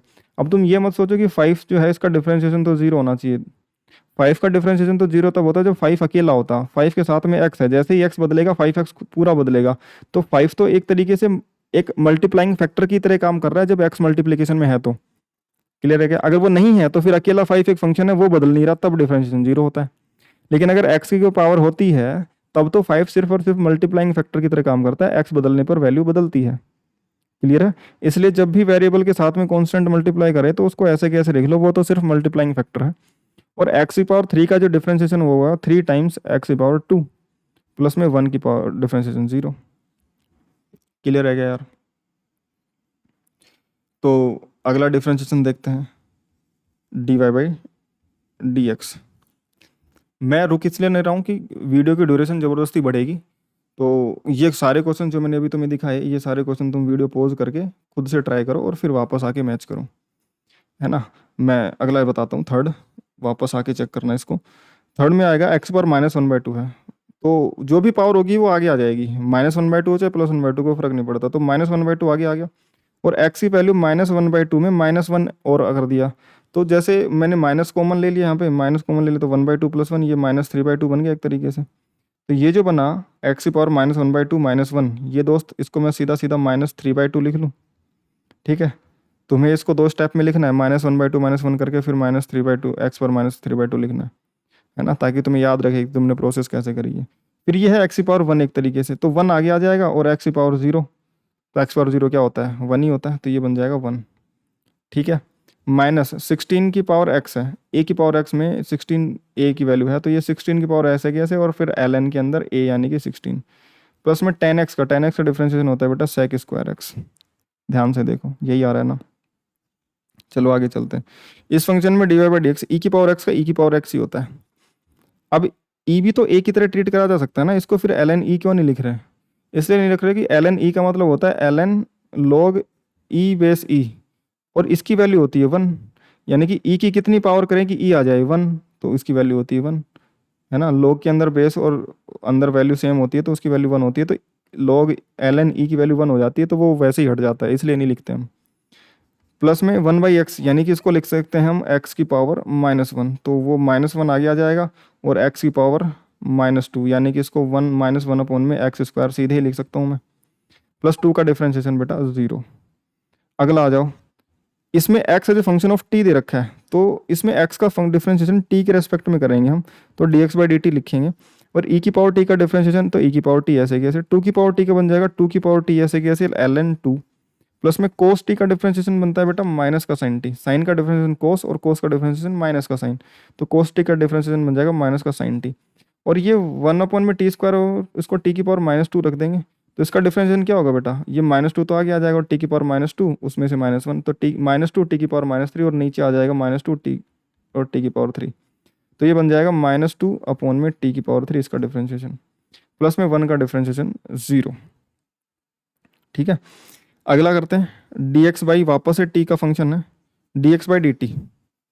D x by d T जब लिखेंगे तो इधर करा 2 इंटू साइन टी, अब साइन टी का डिफरेंशिएशन तो कोस टी, प्लस में 4 इंटू 4, तो वैसे कि वैसे मल्टीप्लाइंग कोफिशिएंट एक्स का डिफरेंशिएशन। अब यार ये क्या हो गया, एक्स तो लेफ्ट में था, राइट में कैसे आ गया, तो हो सकता है ना यार, कहीं भी हो सकता है, एक्स और टी का रिलेशन है, तो एक्स और टी कहीं पे भी हो सकते हैं, लेफ्ट में लिखो चाहे राइट में लिखो, लेकिन जहाँ पे एक्स का डिफरेंशिएशन तुम टी के रेस्पेक्ट में करोगे, उसको तो तुम D x by d T बोल रहे हो ना यार, एक्स का डिफरेंशिएशन टी के रेस्पेक्ट में, उसको तो तुम D x by d T रख रहे हो, तो वहीं सेम चीज़ यहाँ पे भी है, एक्स का डिफरेंशिएशन टी के रेस्पेक्ट में, तो तुम यहाँ पे भी उसको d x by d t ही रखोगे। क्लियर है, तो यहाँ से तुम्हारा फिर तुम इसको इधर लेके आओगे और इसको इधर लेके जाओगे, तो ये 3 dx/dt equal to -2 cos t बनेगा, तो dx/dt जो बन जाएगा ये -2/3 cos t बन जाएगा। या फिर तुम इसको फंक्शन को ये ऐसे लिख लो कि इसको इधर ले आओ पहले, फिर उसको इधर ले आओ, तो ये 3x आ जाएगा तुम्हारे पास -2 sin t। अब डिफ्रेंशिएट कर लो, ठीक है, ऐसे भी कर सकते हो, बट अगर तुम्हें कॉम्प्लिकेटेड से फंक्शन है, एक्स वाले फंक्शन सेपरेट नहीं हो रहे हैं, तो तुम सीधा सीधा हर जगह जहाँ भी एक्स का डिफरेंशिएशन टी के साथ में रखना, उसको d x by d T रख दो, है ना। एक्स का डिफरेंशिएशन इसको 1 नहीं लिखना कि पावर 1 है तो 1 आगे आ जाएगा फिर पावर 0, नहीं, एक्स के डिफरेंशिएशन को तो टी के रेस्पेक्ट में D x by d T रख रहे हैं। अगर यहाँ पे टी होता तो टी की पावर 1 का टी के रेस्पेक्ट में डिफरेंशिएशन फिर वो 1 होता, क्योंकि फिर हम उसको D t by d T जो लिखते हैं वो D t by d T cut जाता और 1 बनता। क्लियर है क्या डिफरेंस, मैं क्या सिखाना चाह रहा हूँ तुम्हें। तो चलो आगे चलो, y as a function of t दे रखा है, तो फिर d Y by d t calculate करेंगे, 2 ऐसे कैसे टी स्क्वायर का डिफरेंशिएशन 2t, प्लस 4 ऐसे कैसे कोट का डिफरेंशिएशन नेगेटिव आएगा, और माइनस का कोसेक स्क्वायर एक्स आएगा। क्लियर है, प्लस में टी की पावर -3 का डिफरेंशिएशन -3 ऐसे कैसे, और टी की पावर -3 -1 -4 बन जाएगा, तो ये 4t -4 cosec square T, x नहीं है टी है बेटा, और ये बन जाएगा -3 अपॉन में टी की पावर 4, ये D Y by d t बन जाएगा। इसमें समझ में आ गई क्या यार। देख लो, वेरीफाई कर लो सारी चीज़ें। अगला क्वेश्चन लिखो वीडियो पॉज करके और उसका सॉल्यूशन करो, ट्राई करो खुद से, फिर मैं बताता हूँ आगे। देखो, डेरिवेटिव करना है तुम्हें 5t² प्लस 2t+1 का, इसका डिफरेंशिएशन करना है और उस डिफरेंशिएशन की वैल्यू बतानी है टी की वैल्यू 2 सेकंड पे। तुम्हारे दिमाग में क्या है यार, टी की वैल्यू 2 सेकंड पे डिफरेंशिएशन बताना है, तो ठीक है, t = 2 पे एक्स की वैल्यू निकाल लेते हैं, फिर उसको डिफरेंशिएट कर देते हैं। बिल्कुल पहला थॉट यही आता है बच्चों के दिमाग में। करो, 5 × 2 का स्क्वायर प्लस 2 × 2+1, और ये बन जाएगा 5 × 4। तो 5 × 4 तो बन जाएगा 20, प्लस 2 4 प्लस में 1 यानी कि 25। एक्स की वैल्यू आ गई 25। अब dx/dt करो। यार ये तो वैल्यू कांस्टेंट नहीं आ गई क्या? कांस्टेंट का डिफरेंशिएशन 0, ये तो बल्ले बल्ले हो गया यार। तुम चाहे t = 2 पे रखोगे तो भी कांस्टेंट बनेगा, टी की वैल्यू 3 रखोगे तो कोई वैल्यू आएगी उसका डिफरेंशिएशन 0, टी की वैल्यू 5 रखोगे तो भी कोई वैल्यू आएगी डिफरेंशिएशन 0। तो क्या इस ग्राफ में हर जगह इसका डिफरेंशिएशन 0 है? लेकिन अगर हम सिर्फ टी के रेस्पेक्ट में ही करते dx/dt, तब तो ये बनता 10t+2/2 आगे आता है इसका डिफरेंशिएशन में, और पावर 1 बच जाती, तो ये 10t+2 बनता ना, और 1 का डिफरेंशिएशन 0। ये तो डिफरेंशिएशन हर समय 0 नहीं है यार। अगर इस तरीके से करेंगे तो हर समय डिफरेंशिएशन 0 आएगा, पहले वैल्यू रख के फिर डिफरेंशिएट करेंगे तो। बट अगर पहले डिफरेंशिएट करें फिर वैल्यू रखें, तब तो वही हर समय पे टी की वैल्यू 0 पे 2 आएगा, 1 पे 12 बनेगा, 2 पे 22 बनेगा। ये तो हर समय अलग आ रहा है, सही कौन सा है? अगर मैं बोल रहा हूँ कि x as a function of t इस तरीके से वेरी कर रहा है, तो उसका रेट ऑफ चेंज t के हिसाब से मैं टाइम रख के कैसे निकाल सकता हूँ? तुमने टाइम फिक्स कर दिया तो रेट कैसे देखोगे उसका? समझ में आ रहा है? अगर तुमने टाइम फिक्स कर ही दिया तो उस समय पे तो उसकी एक फिक्स वैल्यू मिलेगी तुम्हें, रेट ऑफ चेंज तो मिल ही नहीं पाएगा। रेट ऑफ चेंज तो इंटरवल में मिलता है जब टाइम को वेरी करवाते हो। तुमने तो टाइम फिक्स कर दिया, अब तो बदलेगा ही नहीं टाइम, अब तुम डिफरेंशिएट करते रहो, टाइम ही नहीं बदल रहा, तो 0 आएगा डिफरेंशिएशन यानी रेट ऑफ चेंज। समझ में आई क्या बात? इसलिए ये वाला तरीका गलत है, तुम्हें पहले वैल्यू नहीं रखना। पहले वैल्यू रख दोगे तो तुमने टाइम फिक्स कर दिया, फिक्स टाइम पे तो कोई चीज़ बदलेगी नहीं। टाइम इंटरवल लोगे, छोटा टाइम इंटरवल लोगे, तो उसके लिए तुम्हें क्या करना पड़ेगा, पहले ही डिफरेंशिएट करना पड़ेगा, यानी कि पहले ही तुम्हें टाइम टी, ये जनरल फंक्शन ही तो है टी का, उस जनरल फंक्शन टी पे तुम डी टी टाइम लेकर के तुम डिफरेंशिएट कर दोगे, तो ये dx/dt तुम्हारा ये 10t+2 बनेगा, ये तुम्हारा करेक्ट फंक्शन होगा। अब इसमें t = 2 सेकंड पे जो dx/dt बन रहा है वो 10t+2 बन रहा है, ये बिल्कुल सही वाला तरीका है। तो इसको भी तुम्हें लिखना है और फिर लिख के काटना है, ये जो मैंने लिखा है ना, इसको लिख के काटना है कि ये गलत है। और ये लिख लेना कि हमने t अगर कर दिया तो हमने टाइम फिक्स कर दिया, हमने we fixed time, then value of x became constant. हमने टाइम फिक्स कर दिया तो उसकी वैल्यू कांस्टेंट हो गई, तो डिफरेंशिएशन 0 आ गया। लेकिन हमें टाइम कांस्टेंट करना थोड़ी है। t = 2 सेकंड पे डिफरेंशिएशन का मतलब क्या हो गया कि t = 2 सेकंड पे छोटे से इंटरवल में अगर मैं चेंज करूंगा t का, तो भाई x में कितना चेंज आएगा वो बताना था हमें। तो जनरल टी के साथ में पहले डिफरेंशिएट करेंगे, फिर जिस भी टाइम पे चाहिए होगा हमें वो डिफरेंशिएशन की वैल्यू, वो टाइम रखेंगे। तो अब अगर मैं लिखूं एट t = 2 सेकंड, तो अब मैं लिखूंगा dx/dt एट t = 2 सेकंड के लिए 10 × 2 + 2 कितना बन जाएगा बताइए, 22। ये रेट ऑफ चेंज होगा। क्लियर है? ये रेट ऑफ चेंज होगा t = 2 सेकंड पे। तो पहले डिफरेंशिएट करेंगे फिर टाइम की वैल्यू रखेंगे, तब जा करके उस टाइम पे हमें डिफरेंशिएशन की वैल्यू मिलेगी। क्लियर है? तो आई होप कि ये तुम्हें चीज़ें समझ में आई होंगी, और ये बिल्कुल बेसिक चीज़ें, और अभी प्रॉपर तरीके से डिफरेंशिएशन स्टार्ट हो गया। हम प्रॉपर तरीके से इसके फॉर्मूले का यूटिलाइजेशन करेंगे। अभी हमने एडिशन सब्ट्रैक्शन का देखा है कि फंक्शन जब ऐड सब्ट्रैक्ट हो रहे हो तो हम उसको अलग अलग कर सकते हैं। अब कल हम अगले लेक्चर में देखेंगे कि कल यानी कि जो नेक्स्ट लेक्चर होगा उसमें जो जो फंक्शंस होंगे डिफरेंट डिफरेंट, वो जब मल्टीप्लिकेशन में हो, डिवीजन में हो, इस तरीके से हो, मल्टीप्लिकेशन डिवीजन में हो, या फिर कोई फंक्शन के अंदर फंक्शन है, साइन के अंदर लॉग आ जाए, लॉग के अंदर साइन आ जाए, तो इस तरीके से होंगे, तो हम उसको किस तरीके से डिफरेंशिएट करेंगे वो हम नेक्स्ट क्लास में सीखेंगे। अभी के लिए इतना ही है यार। और मैं अगर तुम्हें दोबारा से इन्फॉर्म करना चाहूँ चीज़ों के बारे में, तो अगर तुम्हें लेक्चर अच्छा लगा हो तो चैनल को सब्सक्राइब कर देना, लाइक कर देना, ताकि मुझे पता लग जाएगा कि तुम्हें चीज़ें पसंद आ रही हैं। और अपना कमेंट लीव कर देना, जो भी तुम फीडबैक देना चाहो, कैसा लगा हो तुम्हें लेक्चर, उसके रिगार्डिंग तुम लीव कर सकते हो अपना कमेंट। टेलीग्राम चैनल ज्वाइन कर लें जहाँ पे तुम्हें सारे क्लासेस का अपडेट्स मिलता है, नोट्स वगैरह मिलते हैं। इंस्टाग्राम पे फॉलो कर लेना, और व्हाट्सएप पे मुझे जो भी तुम्हारी क्वायरी हो वो मैसेज कर सकते हो, किसी भी प्रिपरेशन से रिलेटेड कभी भी। और अभी 10:30 पे जैसे ही क्लास एंड होगी, अभी 9:30 के आसपास ही क्लास एंड हो जाएगी, तो 10:30 पे रिवीजन करके और 10:30 पे आ जाना mafias doubt killers, mafias doubt killers. यहाँ पे तुम्हारे डाउट्स होंगे, और जो भी इस क्लास से रिगार्डिंग तुम्हारा डाउट हो, डिफरेंशिएशन से रिलेटेड जो भी डाउट हो वो वहाँ पे डिस्कस कर रहेंगे। उसके अलावा भी तुमने कोई क्वेश्चन सोल्व करे हो फिजिक्स वगैरह के, तो वो डिस्कस करेंगे हम वहाँ पे, है ना। तो अभी के लिए भाई इतना ही है, और ये बिल्कुल फ्री रहेगा पूरा कोर्स, अपने दोस्तों को रिकमेंड कर सकते हो। लेकिन फ्री का मतलब ये नहीं है कि तुम्हें सब कुछ हल्का हल्का बताया जाएगा। फ्री का सिंपल और सिंपल पर्पज है कि तुम्हें आसानी से फ्री नॉलेज का एक्सेस मिले, क्योंकि बहुत सारे यूट्यूब चैनल्स हैं और बहुत सारे लोग कोशिश कर रहे हैं फ्री एजुकेशन की। वही एक कोशिश मेरी तरफ से भी है। सभी के लिए फ्री रहेगा, कभी भी कोई चार्ज तुम्हें किसी भी तरीके का देना नहीं पड़ेगा, ना डाउट ग्रुप के लिए ना कोर्स के लिए, है ना। पूरा यूट्यूब पे पूरा कोर्स करवाऊंगा, तो तुम बिना किसी ज़्यादा चीज़ को सोचे समझे पूरा कोर्स फॉलो कर सकते हो। इसकी अगर तुम्हें ज़्यादा जानकारी चाहिए कोर्स की, तो ओरिएंटेशन सेशन क्लिक करके सब्सक्राइब करके जब तुम चैनल पे जाओगे तो तुम्हें ओरिएंटेशन सेशन दिखेगा, उसमें तुम सारी चीज़ें पता कर सकते हो। या फिर जो लेक्चर 1 अपना है उसको तुम देख सकते हो, उसमें सारी चीज़ें मैंने डिस्कस करी हैं कि कैसे कैसे कोर्स फ्लो चलने वाला है।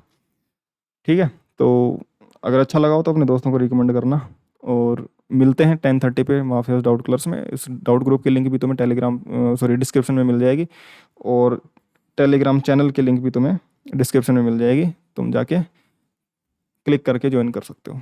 ठीक है, तो आज के लिए इतना ही, मिलते हैं नेक्स्ट लेक्चर में, तब तक के लिए बाय बाय।